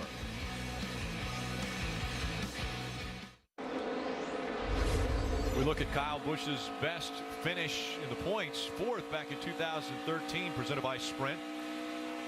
And right now, he is running out front of the championship 4 in position to win the title. Celebrate the NASCAR Sprint Cup Championship with Sprint. Switch now and save 50% on most of Verizon, AT&T, or T-Mobile rates. Visit sprint.com/save 50% today, as the caution has now come out for the 5th time. Debris on the backstretch after green flag pit stop cycled through. Joey Logano was back out front, but you see the debris right up against the wall. Huge break for the 78. Remember, Rick, we didn't think that car was full of fuel. He needed a caution before the last green or the next green flag pit stop. So this caution is a big break for them. You saw the 88 involved in an accident earlier.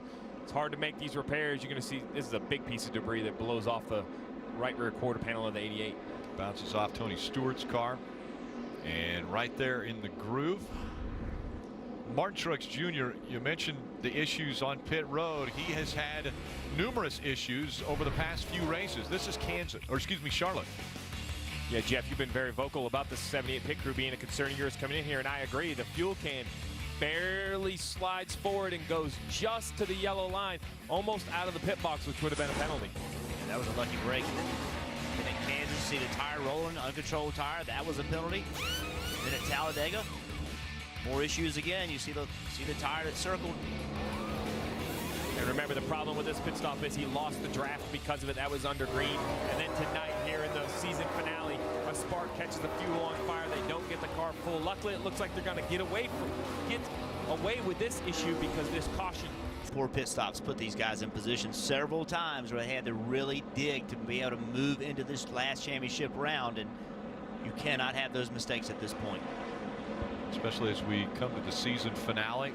Martin Truex Jr. has been so strong, especially to start the 2015 season, then got the win at Pocono. As we are seeing Logano, Kyle Busch, Keselowski, all the lead lap cars on pit road, Dave. Including 5th place Kevin Harvick. He said that was better that run, especially managing the top, but still a little loose. Quarter round of wedge out of the right rear, 4 tires and fuel, Kelly. So it's just the caution that the 78 team needed. They've been making big adjustments, and that time Martin said it took off all right. We'll see how it goes from here. You see it's going to be a 4-tire change at Sunoco Field for the 78, Marty. Jeff Gordon said the car took off better, but I'm still just so loose on exit half round of the right rear and wedge.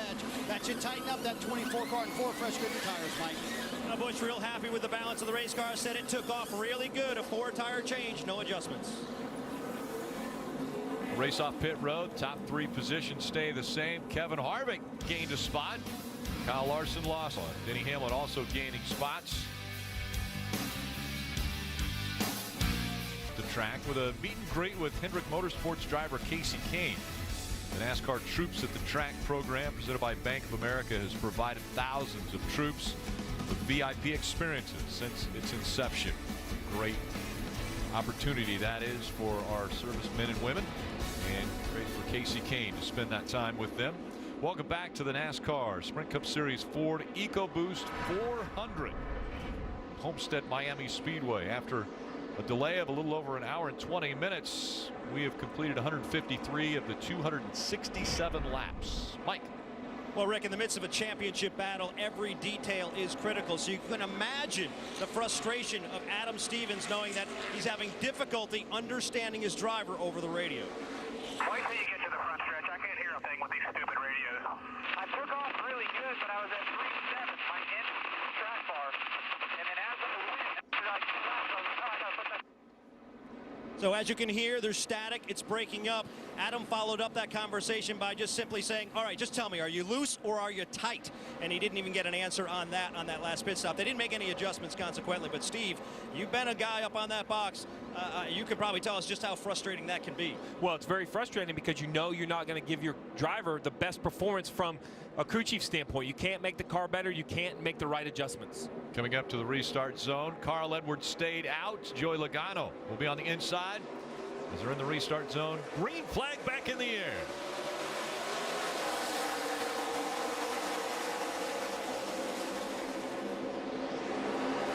Three wide for the lead. Here comes Kyle Busch.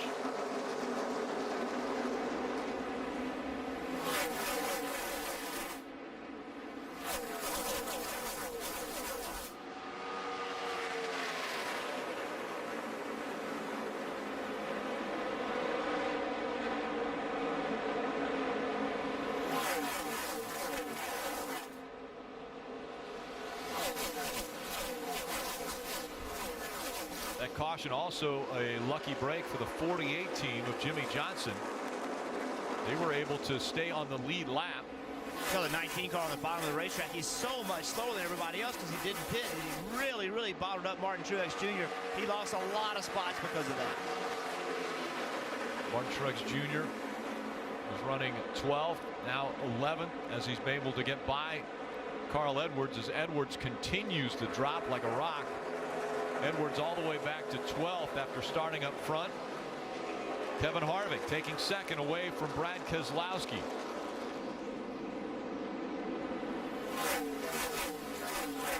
Amazing to me how you tell these teams if you win this race you're going to win a championship, and they find a way to raise their stake. I mean, they find a way to be better. It's just amazing to me. I always thought I'm doing the most I can do. I can't do anything else, but this is proven to me when there's more on the line, the drivers, the teams, everybody tries to find, and they do find a better way of doing things. Two of our championship contenders running first and second. Yeah, Jeff, you mentioned the 19 chose to stay out with only 5 or 6 laps on his tires, but the tires are worth so much here. He instantly falls back in the pack on that last restart.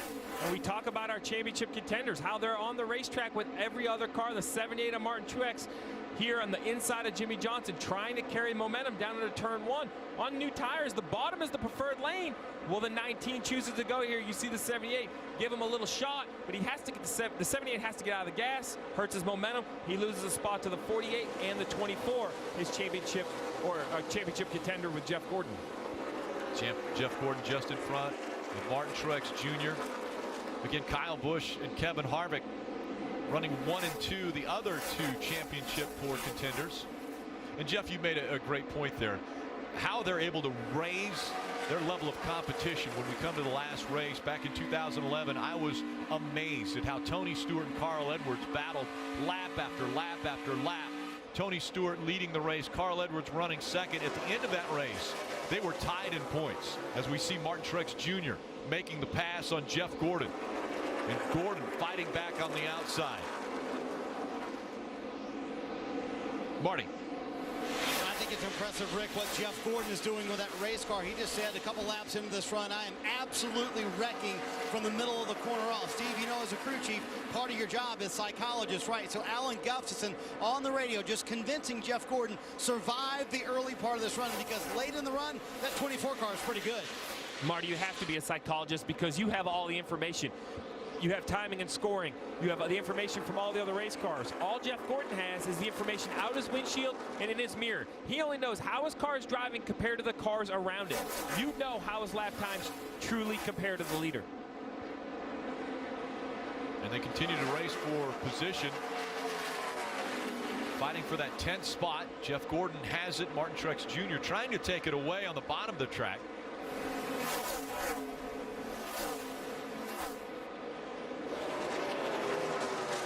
One point earlier in the race, all 4 of the championship 4 in the top 5. Now these 2 trying to stay in the top 10 as Kyle Busch and Kevin Harvick continue to run 1 and 2.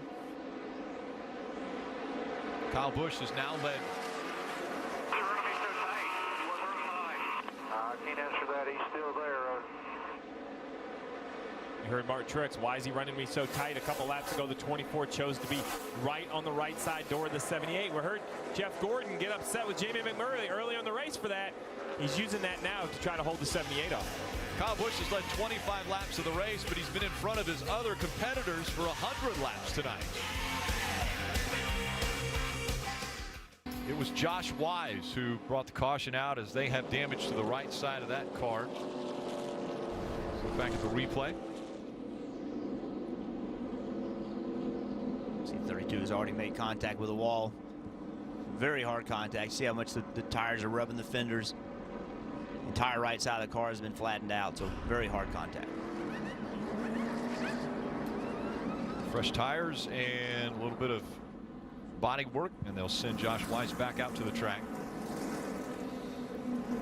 They were last on pit road on lap 151. You both have talked about how important tires are. Is 16 laps enough tires that everyone comes in for 4 tires? Absolutely. Everyone. Easy decision. We even agreed. That's maybe the second time this year. I'm glad that it's happening. And Kyle Busch in front of Brad Keselowski, Kevin Harvick, Joey Logano, and it's Busch that leads them onto pit road, Dave. Third place, Kevin Harvick said that run, it was terrible. It won't turn. It has no rear grip on exit, so it'll be a wedge adjustment on both sides. Phillips Sunoco fuel and Ford tires, Cal. Martin Truex Jr. a little looser and could use some more drive off. It's going to be 2 tires right side only for the 78. Marty. Jeff Gordon said, honestly, I don't know how we're going to work on this car. It's so loose to the start, and then it swings tight so quickly. They debated on pulling the spring rubber and decided against that, Mike. Adam Stevens has called for only 2 chassis adjustments all night long. They've been the same ones. Working on the left side wedge adjustment, a 4-tire change in fuel for Kyle Busch. And the race off pit road is Martin Truex Jr. He tries the 2-tire stop once again. Brad Keselowski, Kyle Busch, Kevin Harvick, the next championship 4 contenders as we go NASCAR nonstop. This is the Ford F-150, the only pickup with a high-strength military-grade aluminum alloy body bolted to a high-strength steel frame. It's also a wake-up call for every full-size pickup in its class. No body rust, most towing, best payload, highest gas mileage. Yeah, it's a whole new day. Because in the truck game, it's either the aluminum age or the stone age. Cock-a-doodle-doo, pal. This is the Ford F-150, and every other truck is history. What is normal? Our normal is 200 miles per hour. It's 500 degrees. It's protection for 15,000 miles. And 40 below. Our normal is anything but. Mobil 1, energy lives here. The beast was as long as the boat. For 7 hours we did battle, until I said, "You will not beat me!" Greg, what should I do with your fish? Gary, just put it in the cooler. If you're a fisherman, you tell tales. It's what you do. If you want to save 15% or more on car insurance, you switch to Geico. It's what you do. Put the fish in the cooler! The keys to this home belong to Mark and Alyssa Anderson. They bought the place 4 months ago, on what was arguably the scariest day of their lives. Neither has any idea what the future holds for them. But they bought into a 30-year mortgage anyway. That was bold. They must really believe in themselves. Buy in. Quicken Loans. Home buy, refi, power. This ultimate chicken sandwich is so great. I mean, this is the chicken sandwich that all other chicken sandwiches are going to be judged against. Well, I'll actually be the judge of that, Peter. Okay, so what are you, some sort of chicken judge? I find this ultimate chicken sandwich on brioche bun to be guilty of being delicious. Great. TJ, this is ridiculous. You're out of order. I'm out of tots. Order me a drink. Case dismissed. All rise for the honorable new ultimate chicken sandwich. And don't forget our ice cream cake, shakes, and cones. This is how you Sonic. Tomorrow, fall's #1 new show has fall's biggest finale. Who are you? I don't know. I think you do. The Blind Spot fall finale, tomorrow after The Voice on NBC. And get the NBC app. Welcome back to Miami, here with Cole Pern, crew chief on the 78. You made the second decision for 2 tires only. Why now? We were just kind of meddling around there, not really going anywhere, and it's kind of hard to pass and slick, so thought we'd take a stab at it, maybe get another 10-lap run or something like that. We can jump 5-6 spots if we can hold on here. So really just trying to do something to gain some track position. All right, we'll see what this car can do now in clean air, Rick. Thanks, Kelly. I want to take a look at tonight's Mobil 1 performance factors, and it has to be willing to gamble. We saw it early in the race. Cole Pern and Martin Truex Jr. decided to take 2 tires. They do it again here, Jeff. I love the gamble. They're here to win a championship. They won't do that from 10th. They have to find a way to get themselves to the front, and I love the fact that crew chief and the driver, they're in on this thing together. Truex likes the call that Pern made. He's going to go drive the car the best he can. They're going to do it. They're either going to win it or lose it, but they're going to do it together. Martin Truex Jr. just changing 2 tires. Brad Keselowski will be on the inside. Truex Jr. choosing the outside line behind him. Kyle Busch and Kevin Harvick.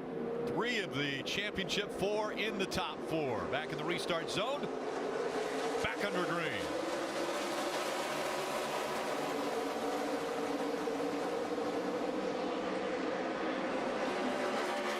Two by 2 as they enter 1 and 2.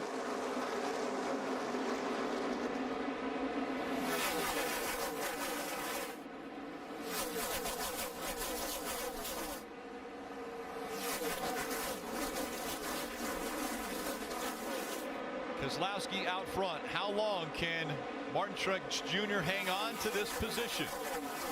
Kyle Busch looked high, then ducked low, trying to take second away from Truex as they go into 1. And remember Cole Pern's theory here. He just needs a short run, 5 or 6 laps, just long enough that everybody thinks they need to come for tires. He was running 10th. If he can just fall back to 5th or 6th before the caution comes out, this will be a positive gain for the 78.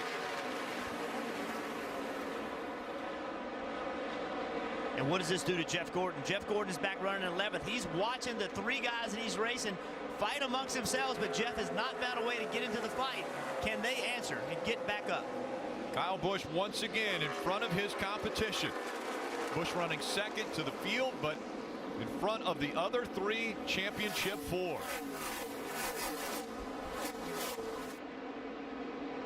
Kyle Busch, Martin Truex Jr., Kevin Harvick. Will it level out for Martin Truex Jr.? Can he hang on to third, even with just 2 new tires? Martin had a big wiggle in the middle of 3 and 4, had to chase the car off the racetrack, lost his momentum. Now the 4 of Kevin Harvick's making a move. Harvick trying to take third away. He gets third, and now we'll set his sights back on Kyle Busch. Much like we talked about Jeff Gordon early in the race when his car wasn't driving the way he wanted to. He dug in. He found a way to hold spots. That's what Martin Truex has got to do right now. He is at a disadvantage, no doubt, with these tires. But as Steve just explained, if he can stay 6th, 7th, 8th, it's still a gain for Martin Truex and his team.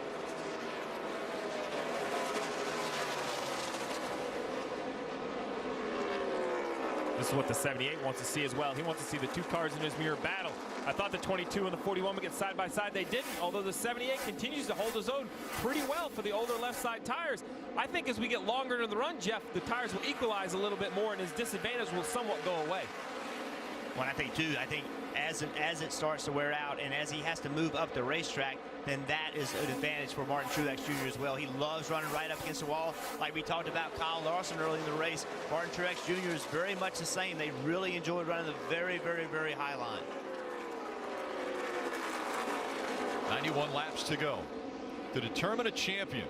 Kurt Busch has been able to get by Martin Truex Jr.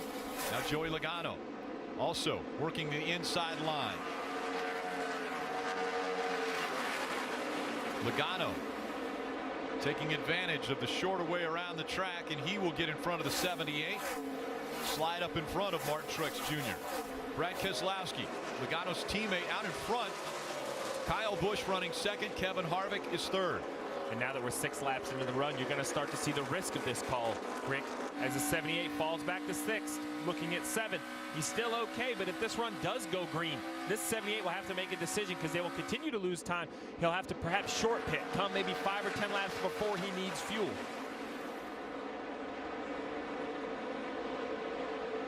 Even if that happens, though, Steve, they had to do something. They haven't shown the speed. They have not shown the speed to win a championship. So you have to do something. You have to get off sequence, do something different to try to steal some track position. Then maybe you do get the magic chassis adjustment. Maybe you do something with air pressure where you can run against Kevin Harvick and run against Kyle Busch. But you first have to get there. The most important thing to being a good crew chief is you have to be honest with yourself, honest with your driver, assess the situation. This 78 has yet to show the speed to beat the 18 and the 4. So how are they going to do it? This was a chassis call. Still out front of the field is Brad Keselowski. Kyle Busch running second. Kevin Harvick in third. A reminder, Football Night in America is still to come on NBC. We stay here with racing. 88 laps to go. The championship 4. Kyle Busch, Kevin Harvick, Truex Jr., Jeff Gordon in his final race in the Sprint Cup Series, running for a title. Whichever one of the 4 finishes in front of the others will be the 2015 Sprint Cup Series champion. Right now, the advantage is going to Kyle Busch. He's been in front of the other 3 over 100 laps already tonight.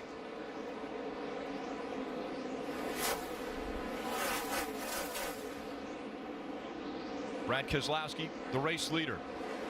After the most recent caution, Brad Keselowski was able to come to pit road, get 4 tires. Those 4 fresh tires enabled him to take the lead. Martin Truex Jr., who tried strategy to stay up front, changing just 2 tires, has fallen back now. Truex Jr. back to 7th. Yeah, and as we watch Martin Truex Jr. battle on those 2 tires in 7th, trying to hold off as we look towards the front of the pack. Kyle Busch running 2nd, Kevin Harvick running 3rd, running very different lines. The 18 trying to protect his position. The 4 of Kevin Harvick has found some speed. He's only about 2 car lengths behind, right up to the 18's bumper here in the middle of 3 and 4. Closing the gap now. It's for the championship. Whichever one of the 4 finish in front of the others wins the title. Kevin Harvick, the defending series champion, working the high line, trying to go back to back. That was a very interesting groove, Jeff. The 4 entered in the middle of the racetrack and brought it up to the high line in the middle of the corner. I've yet to see that this weekend. And now a half a line below the 18 is where the 4 ran through the center of the turn. The 18 strategy is to take away the line that Kevin Harvick wants. If Kevin Harvick wants the top, you've got to go to the top to take away that line. Then Kevin Harvick has to respond to that. He's got to try to guess where Kyle Busch is going to go. If Kyle does go to the bottom, Kevin needs to jump to the top. If Kyle goes to the top, then Kevin can maybe run to the bottom. So you have to try to guess on corner entry where the 18 is going to be.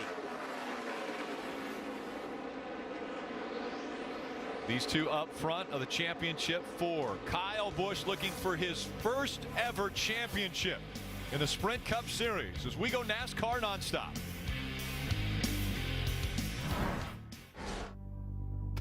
Sure, TV has evolved over the years. It's gotten squarer, brighter, bigger. It's gotten thinner, even curvier. But what's next? For all binge watchers, movie geeks, sports freaks, X1 from Xfinity will change the way you experience TV.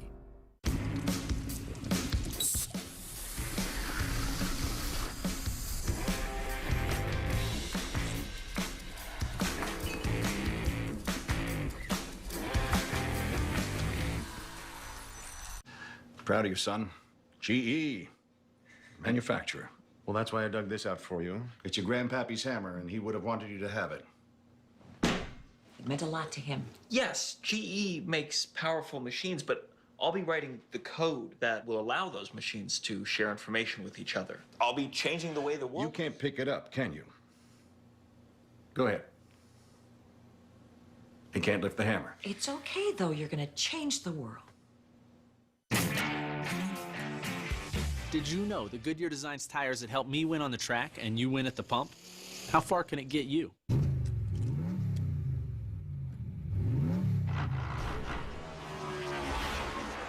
I'm just very proud of what I've done, what I've accomplished, and how I've been able to get this far. Fans are witnessing history. 5-time winner of the Brickyard 400. Jeff Gordon has done it again. Jeff Gordon holds off the challenge. He's done everything there is to do in NASCAR. The swan song season for Jeff Gordon.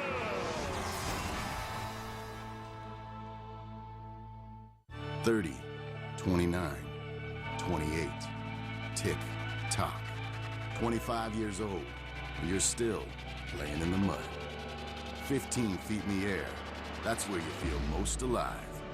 10 meter maids waiting to wallpaper your truck. Better get out of town. 5, 4, 3. The all-new Tacoma. Toyota. Let's go places. Black Friday. Black Friday. Like no Black Friday you've seen before.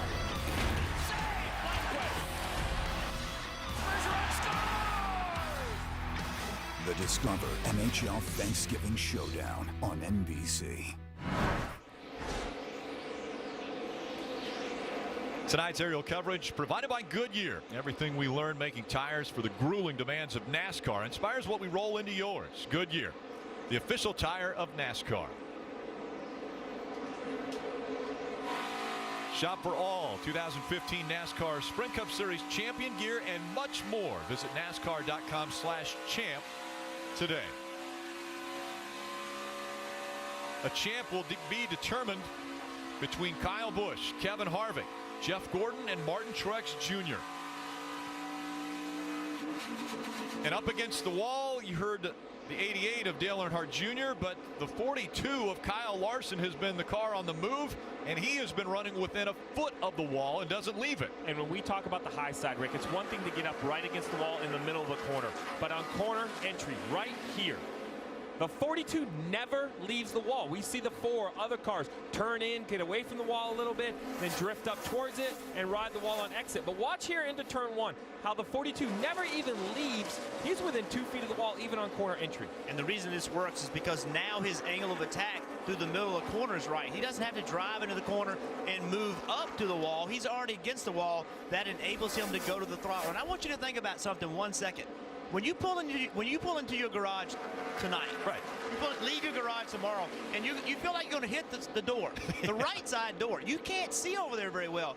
He is running near 200 miles an hour on corner entry, right against the wall, and that he trusts his car so much. He trusts himself so much.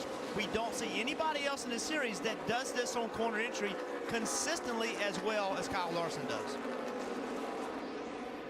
An incredible run for Kyle Larson as he runs 5th. Let's take a update from our championship 4. We start with Mike Massaro. Well, Rick, over the last couple of stops on pit road, the 18 team has made consecutive left side wedge adjustments. The last one, however, may have been too much. Kyle said the car isn't quite as good this run. Seems to be rolling over on the right rear, and the right rear is just not as attached as it was in the previous run. Expect them to go back on that adjustment next time, Dave. Kevin Harvick does not have a speedometer or a stopwatch in his race car, so when he does something good as far as the line of the track goes, he's told by his crew chief. The last couple laps ago, Rodney Childress was impressed by a line that Kevin took. It was 3/10 better. He said, you might want to try that again. Marty? Dave, Jeff Gordon is in 9th. He says, we're just getting hammered in the early part of this run, but middle to the end of the run, the 24 car gets pretty good. I talked to Alan Gufson earlier this week. He said, you know what? We flat did not live up to our potential earlier this year until we got to Chicago. First race in the chase. We brought speed to that race. Then we won Martinsville. He said, you know what? We're a bunch of street fighters. Right now, Jeff Gordon's going to have to fight his way past 2 championship rivals to win the championship in his final race. Kelly? No matter what happens here tonight, Martin Truex Jr. will finish with a best career ranking. The lowest he can finish is 4th. His previous best was 11th. Remember, he took 2 tires on that last stop, had raced up front. He's fallen back to 12th. He said he is tight at load up and free off.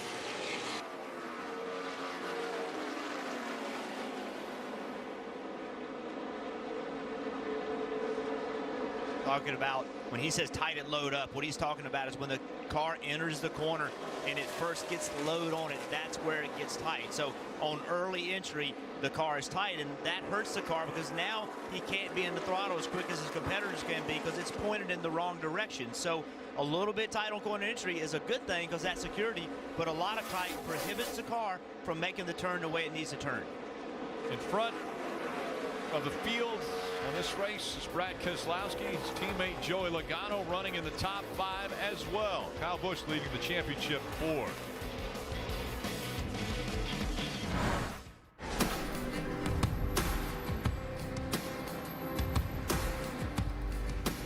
I'll never remember all the projects, presentations, or meetings I gave up my nights for.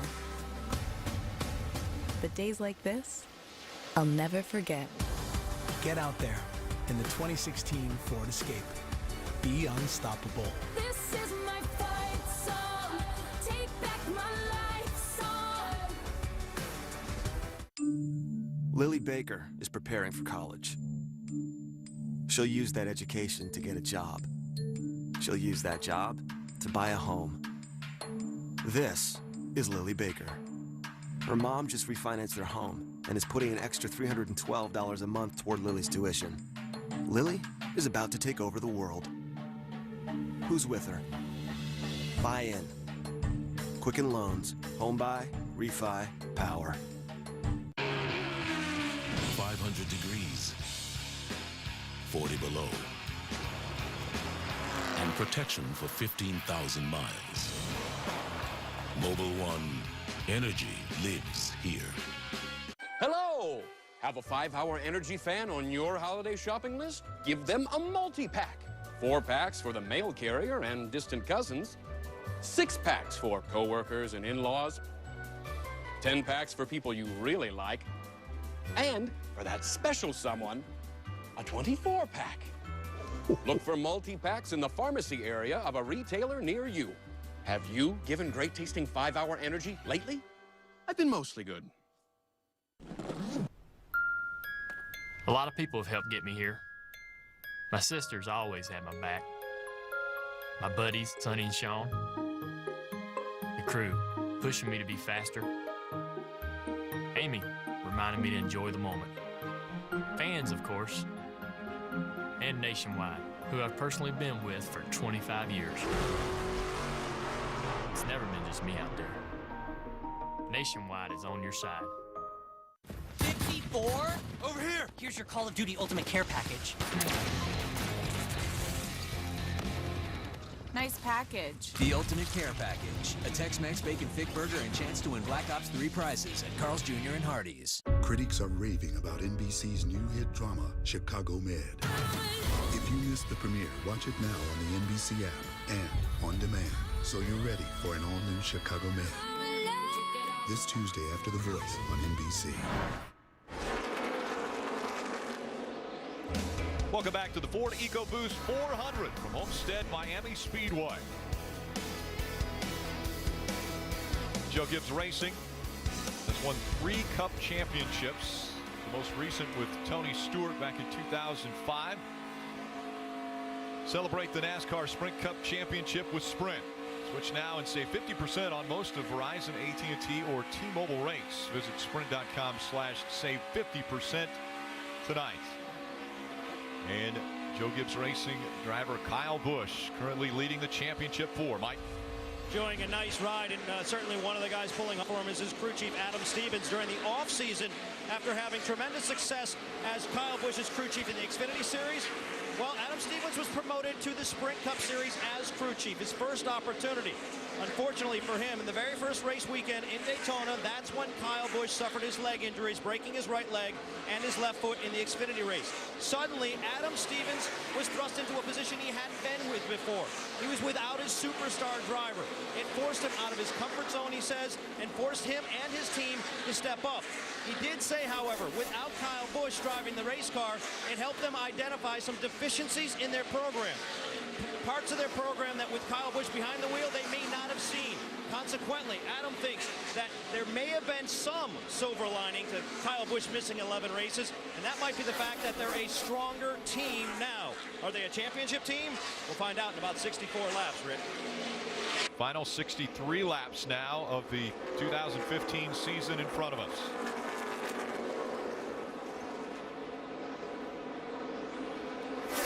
Matt DiBenedetto driving the 83 had a phenomenal save here as the 6 of Trevor Bayne gets into the back of him. That's just a wreck that didn't happen. I mean, Matt did a great job, all but got turned around, did a wonderful job of not getting the car spun all the way around and making contact with the wall. Speaking of doing a wonderful job, Brad Keselowski has been out front for the last 34 laps. Keselowski leading.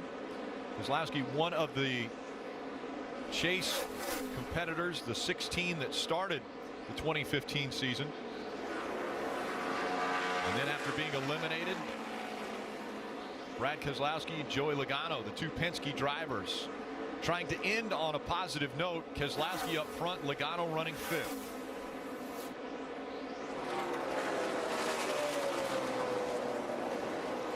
Brad Keselowski would be in the championship 4 if he were to have been able to win at Texas. But in the closing laps, it was Jimmy Johnson who was able to get by Brad Keselowski. Great hard racing toward the end, but Keselowski finishing in 2nd and taking away that opportunity to advance into the championship 4. And Brad dominated that race. I mean, it wasn't even close till the end. It looked like he was just going to drive away from everybody. Got a late race caution. The 48 guys and Jimmy Johnson did a good job of making their car better. Brad and his team did not. The 48 got by him late. But they did everything but win that race. And had they won that race, tonight they would be racing for a championship. With more on the race leader, here's Dave. And Rick, several drivers told me that even though the tracks are shaped differently, the Texas track predicts what you can do here. And so they were very good there. They're very good here again. Qualified in the top 10, fell back early, but then have worked on this car, made lots of adjustments. And even though he says it needs to drive a little bit better right now, off the corner right there, the 2 car has been very, very good. As he crossed the start-finish line, just 59 laps to go in the 2015 season as we go NASCAR nonstop. Who wants to try? Before earning enough cash back from Bank of America to stir up the holidays. Before earning 1% cash back everywhere, every time. And 2% back at the grocery store. Even before they got 3% back on gas. All with no hoops to jump through. Daniel, Fondi, and Sarah decided to use their Bank AmeriCard Cash Rewards credit card to sweeten the holiday season. That's the spirit of rewarding connections. Apply online or at a Bank of America near you. Outback is topping your holidays. For a limited time, get a 4-course meal starting at only $14.99, like new bacon bourbon ribeye or garlic butter sirloin, plus soup, salad, and dessert starting at only $14.99, only at Outback.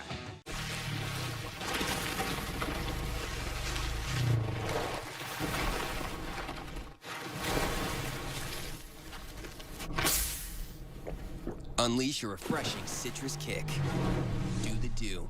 Big news! The new Sprint LTE Plus network is faster than Verizon and AT&T based on data from the world's foremost authority on independent measurement. To celebrate, we're going to cut some prices in half. Switch to Sprint and save 50% on Verizon, AT&T, or T-Mobile rates. No gimmicks, no tricks. It's the biggest offer in U.S. wireless history. What about Verizon? 50% off. AT&T too? 50% off. Even T-Mobile? 50% off. Plus, we'll even pay your switching fees up to $6.50 per line. So switch today.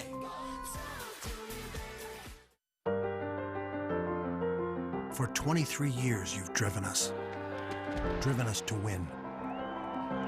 Driven us through heartbreak. You've driven us to the edge. You've driven us into a new era. And for 23 years, you've driven us, and only us, to the checker.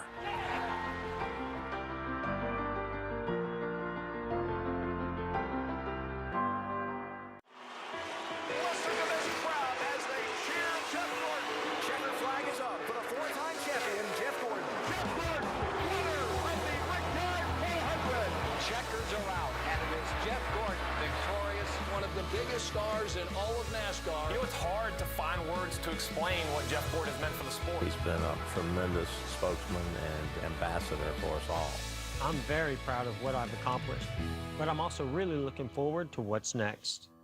Sunday night, it's a shootout between two of the league's top quarterbacks. Andy Dalton and the Bengals take on Carson Palmer and the Cardinals. Bengals, Cardinals, Sunday night. And don't miss Bears, Packers, Thanksgiving night. Only on NBC. Welcome back. Brad Keselowski continuing to lead at Homestead Miami Speedway. Kyle Busch leading the championship 4. He runs second. Kyle Larson's moved up to third, and a big gamble. The 78 making his way to pit road, Kelly. The first of the championship 4 to pit. Martin Truex Jr. has been asking for his lap times nearly every single lap. He's just saying that he needs more drive off. Remember, they made that gamble on 2 tires last time down pit road. This time it'll be 4 Goodyear tires. You see the chassis adjustment that are making for him, and they're going to pack them full of Sunoco fuel.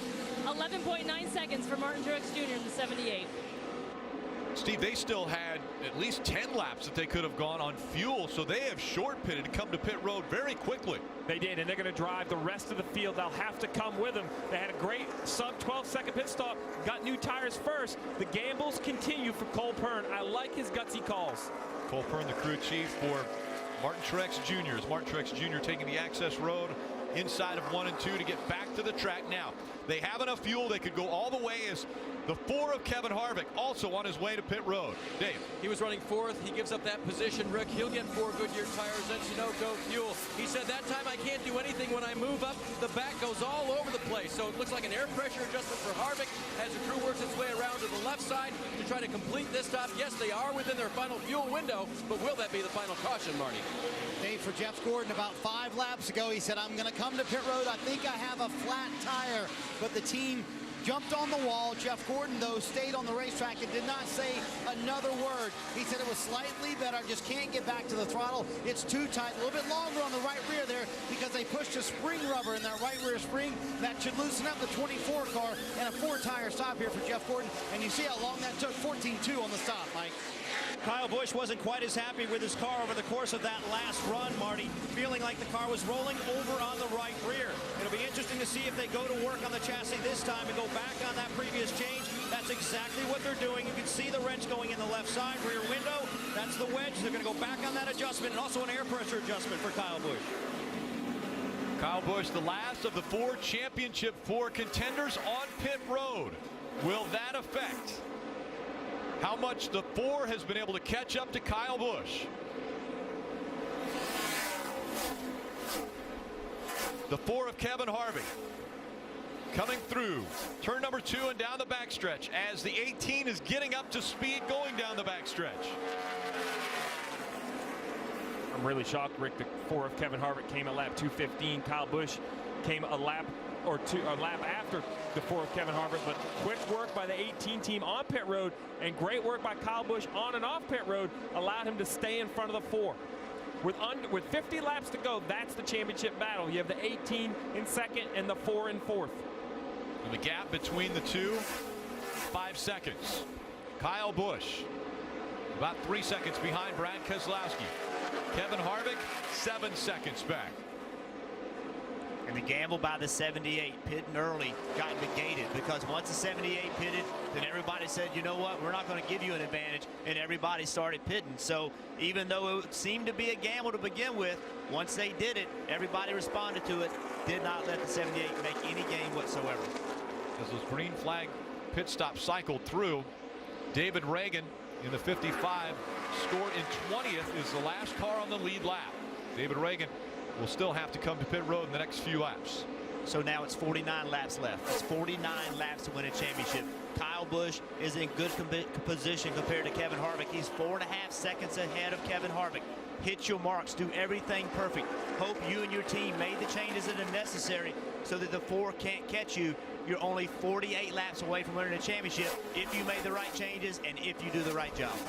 And if another caution does not come out, that would be the big equalizer if the caution would come out in the next 48 laps. But that's Adam Stevens' concern right now. Adam Stevens wants to know from Kyle Busch, how did it take off in these first 5 laps? Maybe 10 laps, maybe 15. Have an idea of how this 18 car is on short run versus a long run. We've seen him have speed. He's in front of the 4, as you mentioned, Jeff. The question is, if a caution does come out, what are the adjustments I need to make if the run is shorter than a fuel run? We know that's going to be the case. We're already only 47 laps to go. And the other thing you have to start thinking about, if you get a caution with 10 to go, with 15 to go, what do you do? Do you do 4 tires? Do you do 2 tires? Do you fill it with fuel? Do you just put enough fuel in it? So the crew chiefs now have to start thinking, okay, what am I going to do if the caution comes out now? What if I do 10 laps from now? So the strategy is starting to be laid right now for late in the race. As the crew chiefs work on that, the driver, he just needs to work on that lap traffic. When you have a 4-second lead, not only do you need good laps, but you can't make that one mistake, get caught behind a lap car, make a poor decision. Lap times, lap times. The spotter needs to be constantly feeding Kyle Busch his lap times every single lap. About every 5 or 10 laps, give the difference between you and the 4 of Kevin Harvick. You're 4.5 ahead. You're 4.2 ahead. He's catching you. You're pulling away from him. You need that information as well. But the rhythm of driving a race car is based off a stopwatch. How fast am I going? Am I doing what I need to do? Am I making the necessary changes in my driving ability and my driving technique as the rubber wears off the tires? And all that information comes off a stopwatch that's being given to you. That information is being given to you by your spotter. And as we talk about the 18 of Kyle Busch, the 4 of Kevin Harvick, they are battling for a championship. Brad Keselowski, 2.5 second lead. Had showed this speed at Texas, as you documented, Rick. Got beat by the 48 car in the closing laps. Here he was, 45 laps to go, 44 now, with the opportunity to win a race. A championship is absolutely huge. That is the ultimate goal. But for the 2 of Brad Keselowski, he's not eligible for the championship. This is the only goal left in front of him. Try to win tonight. Get another win on the 2015 season is what Brad Keselowski is thinking. But you have to remember back to the way the season started for Kyle Busch. What an incredible comeback Kyle Busch has made. He missed the first 11 races of the season because of a broken leg and a broken foot. Team owner Joe Gibbs, Super Bowl winning owner Joe Gibbs, Super Bowl winning coach Joe Gibbs said this might be the most amazing comeback I've seen in athletics. To have a driver get back behind the wheel in such a short amount of time and then go out and be as competitive as Kyle Busch has been able to do on this season and run for a championship, and now in front of the championship 4 with that title just 43 laps away. And remember what made all of that possible is NASCAR's rule of the medical waiver. If you get injured, if you have an issue where you cannot drive a race car, you used to be completely eliminated. You could not win a championship because you had to run every race. But NASCAR looked at it and said, you know what, that's not, and from a safety standpoint, really what we need to do. Should we have drivers driving with concussion? Should we have drivers driving with major injuries? So through that medical exemption, it gave Kyle Busch an opportunity to come back and drive this race car and win their way into this position. They couldn't just ride around. They had to go win and get enough points. Nobody thought they could. I didn't think they could. I thought there was no way they could get enough points, but they did it, and they made it look easy. Mike. And to make it look easy, took a lot of work and a lot of dedication, not only by the team, but also by Kyle. Adam Stevens told me that they stayed connected as much as possible. They texted, they talked on the phone many times throughout the course of the week over those first 11 races, just so that Kyle had some input and understood what was going on with the race program at that time. Adam said it worked so well that when Kyle came back, he was the same Kyle he remembered, at least mentally. He had some physical obstacles to overcome, but as far as knowing what the race car was doing and where they were with their program, he was right on the plan. And I would even challenge that he's the same driver mentally. I think he's even a better driver mentally. What I see from Kyle Busch is this perspective. He enjoys being in the race car more than I think he ever did. He had an interview this weekend where he mentioned exactly the 8 months to the day from his surgery.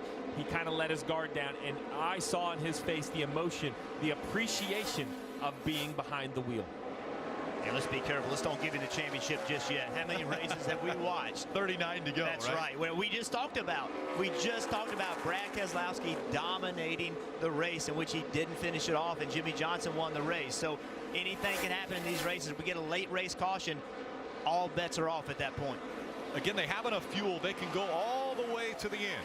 On fuel, the tires wear out quickly, so the lap times fall off. But Kyle Busch running second to Brad Keselowski, but in front of the other 3 Championship 4 contenders. Kevin Harvick has dropped back to 4th.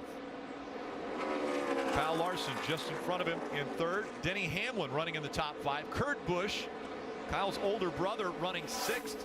Carl Edwards is 7th. Matt Kenseth, after a 2-race suspension, running 8th. Joey Logano is 9th. Jeff Gordon, the other Championship 4 contender, running 10th. Then Jimmy Johnson, Jamie McMurray, and Martin Truex Jr. running 13th. Martin Truex Jr., the furthest back of the Championship 4. Currently on the lead lap, 19 cars. Martin Truex Jr., also an amazing story. A year ago, he moved over to Furniture Row. All through the 2014 season, Martin Truex Jr. struggled. He only led 1 lap in 2014, and then 2015 came around. An extremely competitive race car, leading laps, leading races, and finally got that first win with Furniture Row Racing in Pocono in the summer. That enabled him to be a part of the 16 drivers running for a championship. Let's update all of the chasers. We start with Mike Massaro. And down here in the 18 camp, Rick, you can start to begin to feel a little bit of the tension surrounding this championship battle, some emotion.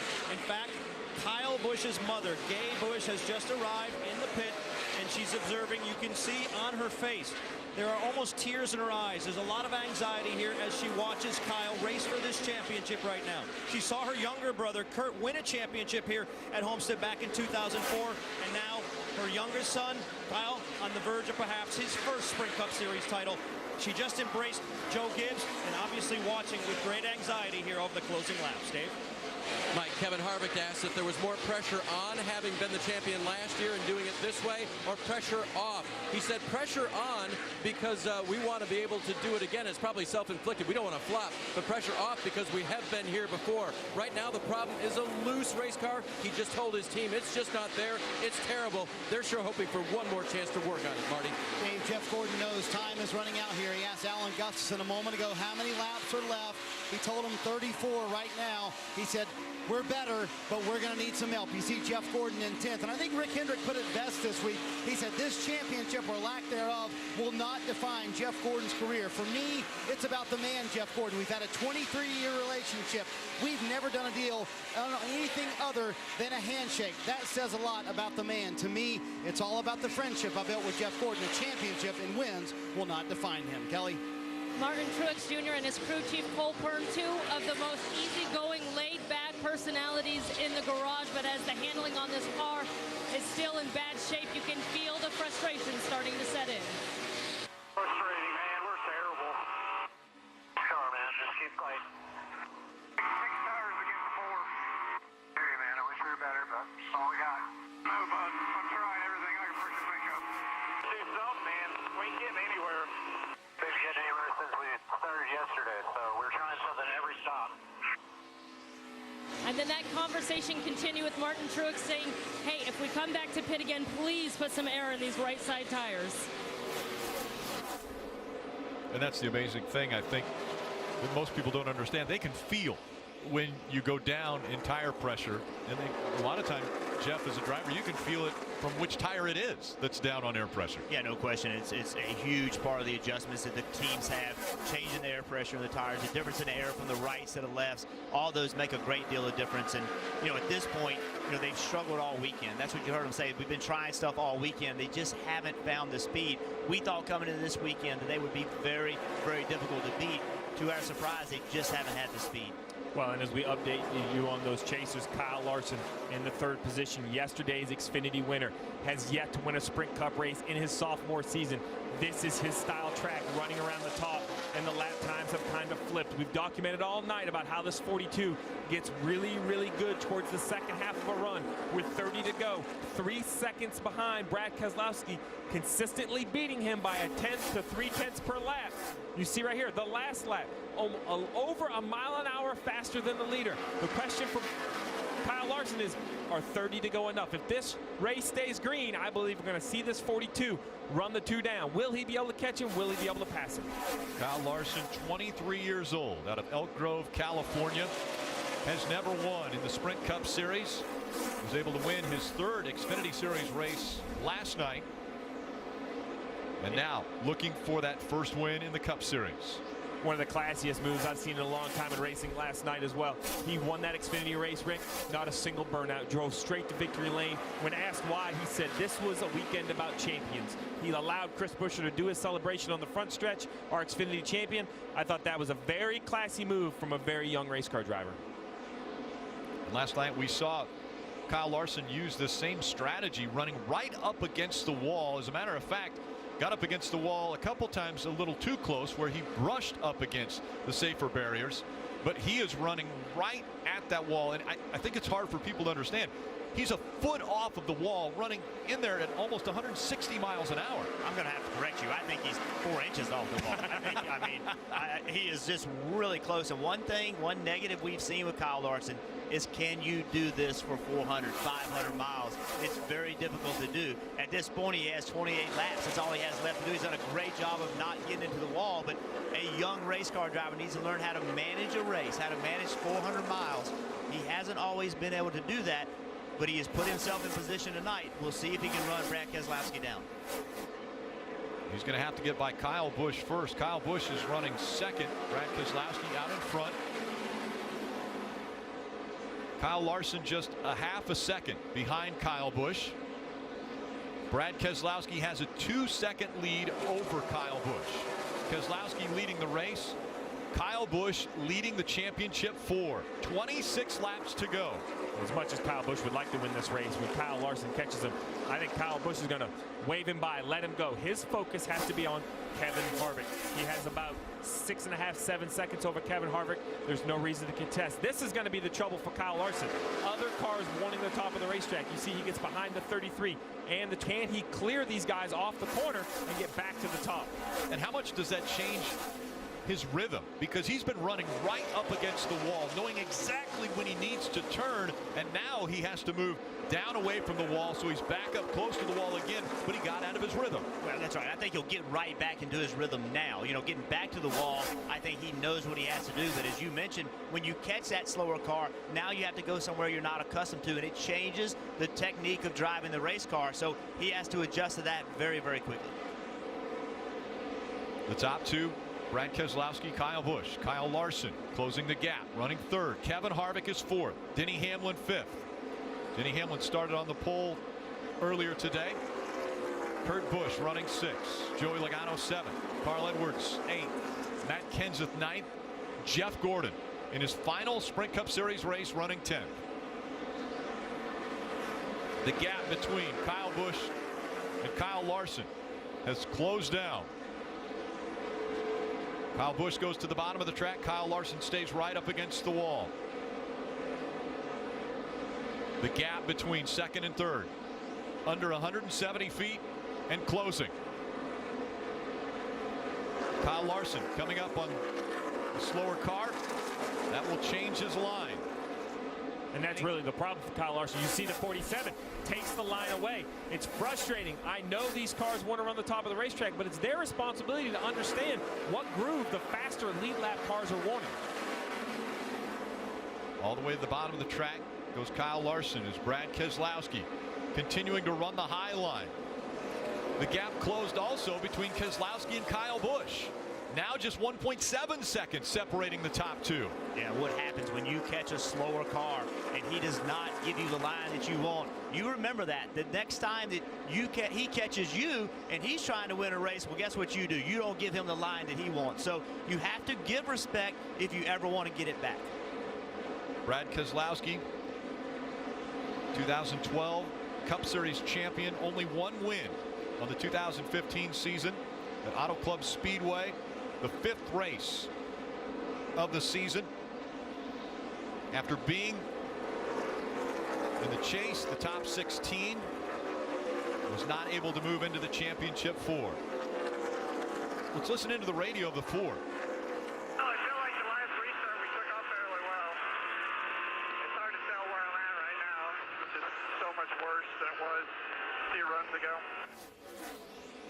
Why is that important, Rick? He was worried about the restart. There's 21 to go.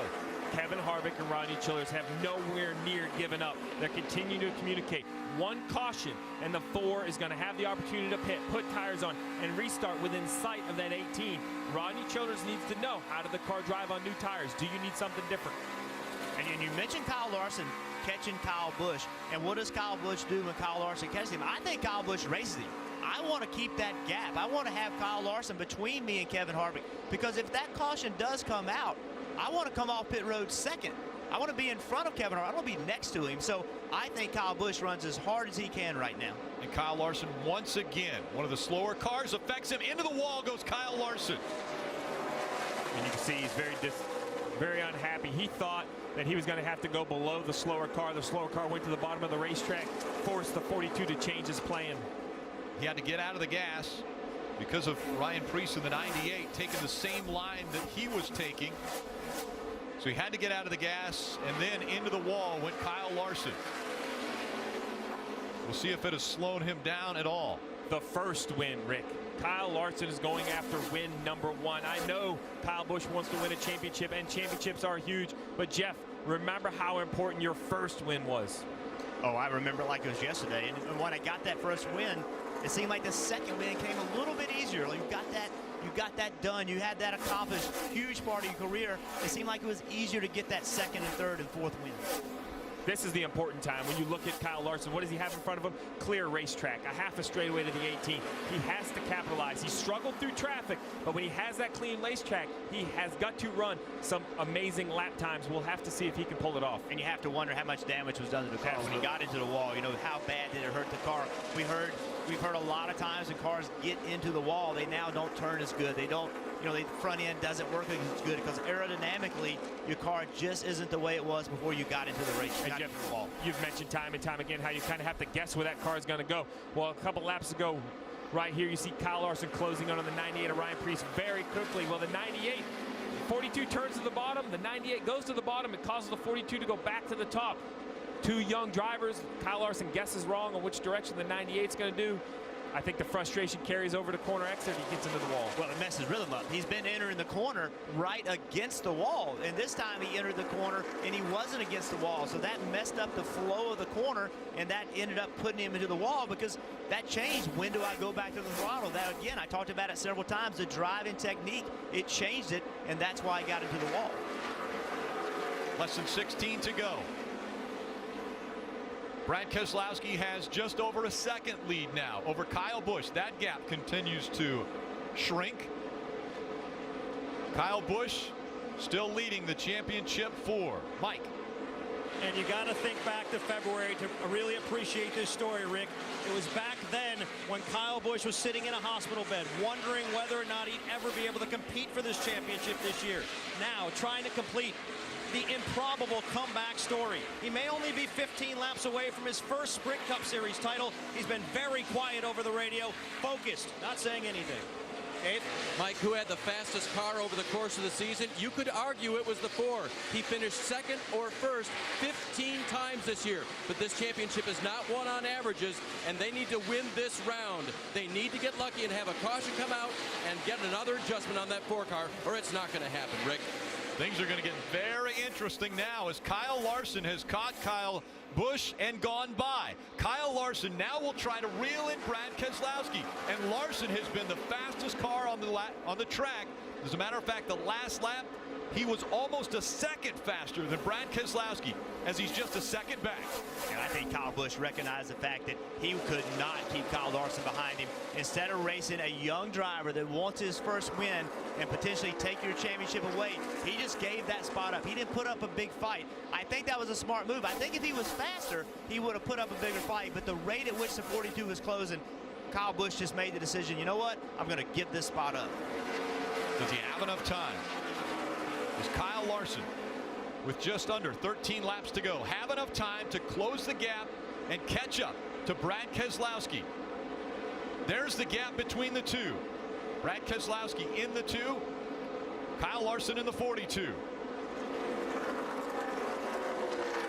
Still right up against the wall. It's Kyle Larson. Down to the bottom of the racetrack, the 2 of Brad Keselowski. He clears Greg Biffle in the 16.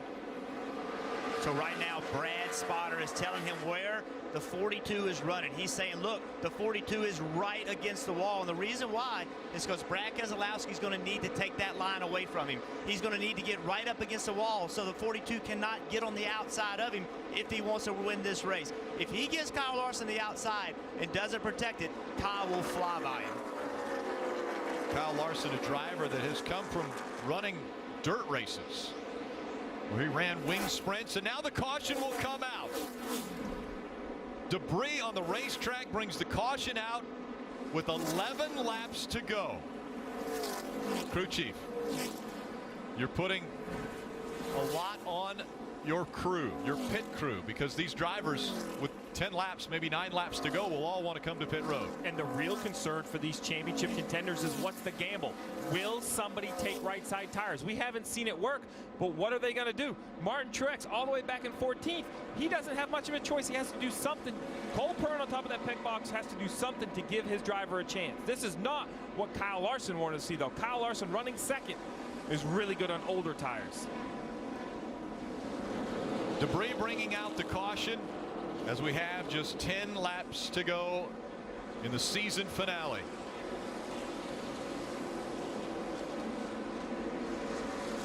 The flagman called the debris. It was actually right underneath the flag stand, and it's been pushed away and moved. So now Brad Keselowski, Kyle Larson, who was able to get right behind the 2, Kyle Busch, Kevin Harvick, Denny Hamlin, Kurt Busch, Joey Logano, Carl Edwards, Matt Kenseth, Jeff Gordon, of course Martin Truex Jr., one of the championship 4. What kind of strategy, what gamble will one of the championship 4 be willing to do to try to win the title? This is what we talked about, the 18 and the 42. Had the 42 not gotten by the 18, he would be behind the 2. We're going to see the 4 car pull up, get on the pit road, and try to get right behind the 18, try to have a better stop than the 18 and beat him off pit road. With the gap that these front 3 have, I think they all have to do 4 tires at this point. Lead lap cars making their way onto pit road. Dave? Harvick was asked, what do you need for a shootout? He said, I've got to turn through the center, so they'll make an adjustment for him. 2 tires to start and fuel. He'll get 4. Kelly. Martin Truex Jr. really needed this caution to come out. They're going to make an air pressure adjustment. It's going to be 4 fresh tires and fuel for the 78, Marty. Jeff Gordon was stuck in 10th that entire run. He said, I like that last adjustment. It took off good for a lap or 2, but then just goes so loose off an air pressure adjustment. That's it, Mike. Wedge adjustment on the left side for Kyle Busch. A very important pit stop here. 4 tire change. He's away. A very tight race off of pit road. Kyle Busch grabbing a spot as he's able to beat Larson to the commitment line, the pit road exit line. Larson drops a position. And I mentioned the debris that was just underneath the flag stand was what the flagman had signified, but it actually moved away after they came out with the caution, but that was the piece of metal. Kyle Busch, who was leading the championship for, and that was Coach Joe Gibbs' reaction when the caution came out. The one thing Coach Gibbs has got going for him is Kyle Busch might be the best driver of the 43 that are on the track on restarts. Always is aggressive, and he will start on the front row. It's going to be, we've talked about this racetrack, how unique this racetrack is, the progressive banking, flatter on the bottom of the racetrack, more banking as you get up near the wall. It allows these drivers on these restarts to run all over the racetrack. We're going to take the green with 8 laps to go. The lights off of the pace car. All of these cars taking the wave around.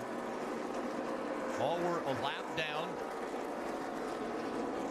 The 2 of Brad Keselowski will come up behind the pace car and choose which line he wants to restart in, either the outside line or the inside line. Then Kyle Busch will fall into the other spot.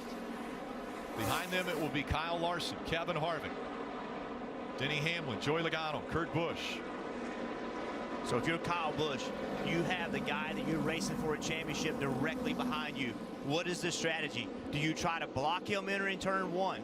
Do you try to go high? Do you try to go low? Obviously, you just want to try to pass the 2 and go win this race. But if the 2 drives away, your strategy driving into turn 1 is so important. And we saw earlier the outside line was prevailing on restarts, and yet Brad Keselowski chooses the inside line for potentially this last restart. It's a driver choice. You, as a driver, you have to make a decision. Where do you feel like your best opportunity to win this race is? Brad obviously feels like the lower line is the way to go. The shorter the way around turns 1 and 2 is what he feels the most secure about. 2 by 2, the field working their way through 3 and 4. The pace car off the track. Brad Keselowski on the inside, race leader. Kyle Busch on the outside, championship 4 leader. Into the restart zone. Green flag back in the air.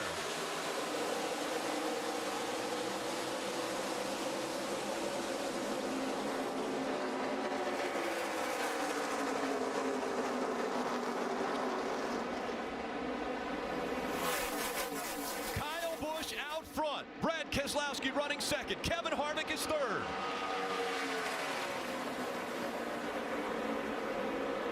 To the bottom of the racetrack they go.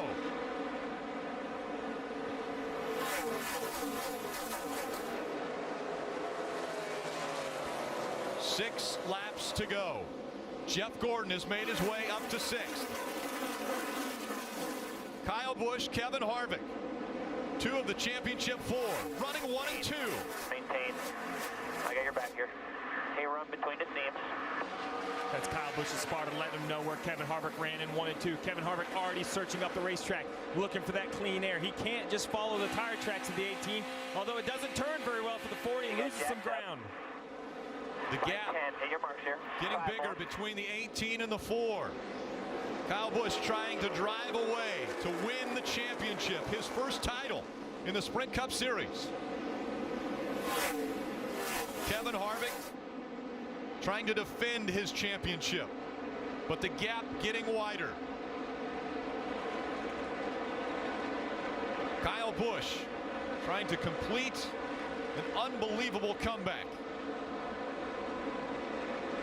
So Kevin Harvick driving his car as hard as he can possibly drive it. He saw a wiggle coming off turn 4. That's just being in the throttle, trying to make it work, trying to get it to stick. The only way he can catch Kyle Busch is to try to push the car to its maximum limit. But to do that, you're going to have to go over the limit, and that's all Kevin Harvick can do. It looks like Kyle Busch has a better car, but Kevin Harvick will not give up. On the short run, Kyle Busch so strong. A great restart. And now he's putting lap to lap to lap, back to back to back. Great laps. 3 to go for Kyle Busch.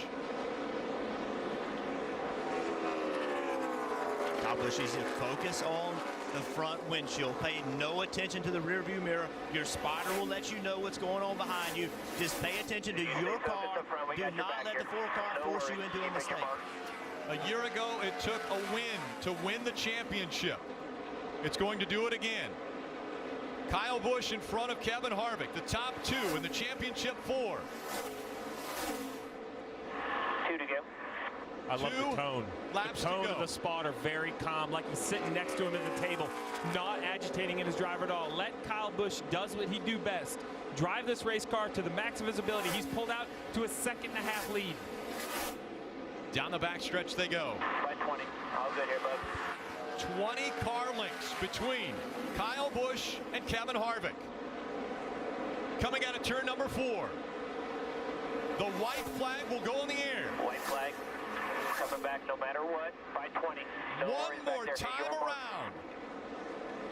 Kyle Busch missed the first 11 races of the season with a broken leg and a broken foot after an accident at Daytona. It's by 20. Down the backstretch. His closest competitor, just a dot in the rearview mirror. Through 3 and 4. No one has battled through as much pain and had as much perseverance as 30-year-old Kyle Busch. Tonight he earns his first Cup title. Kyle Busch, the 2015 NASCAR Sprint Cup champion.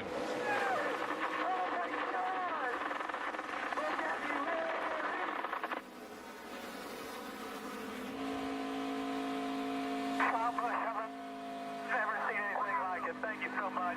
Thanks, team. Great job. Adam Stevens.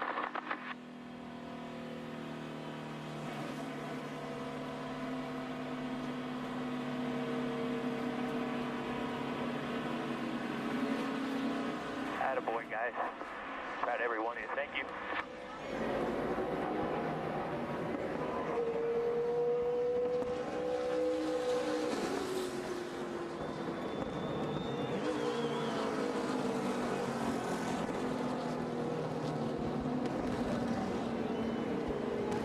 Said about this year.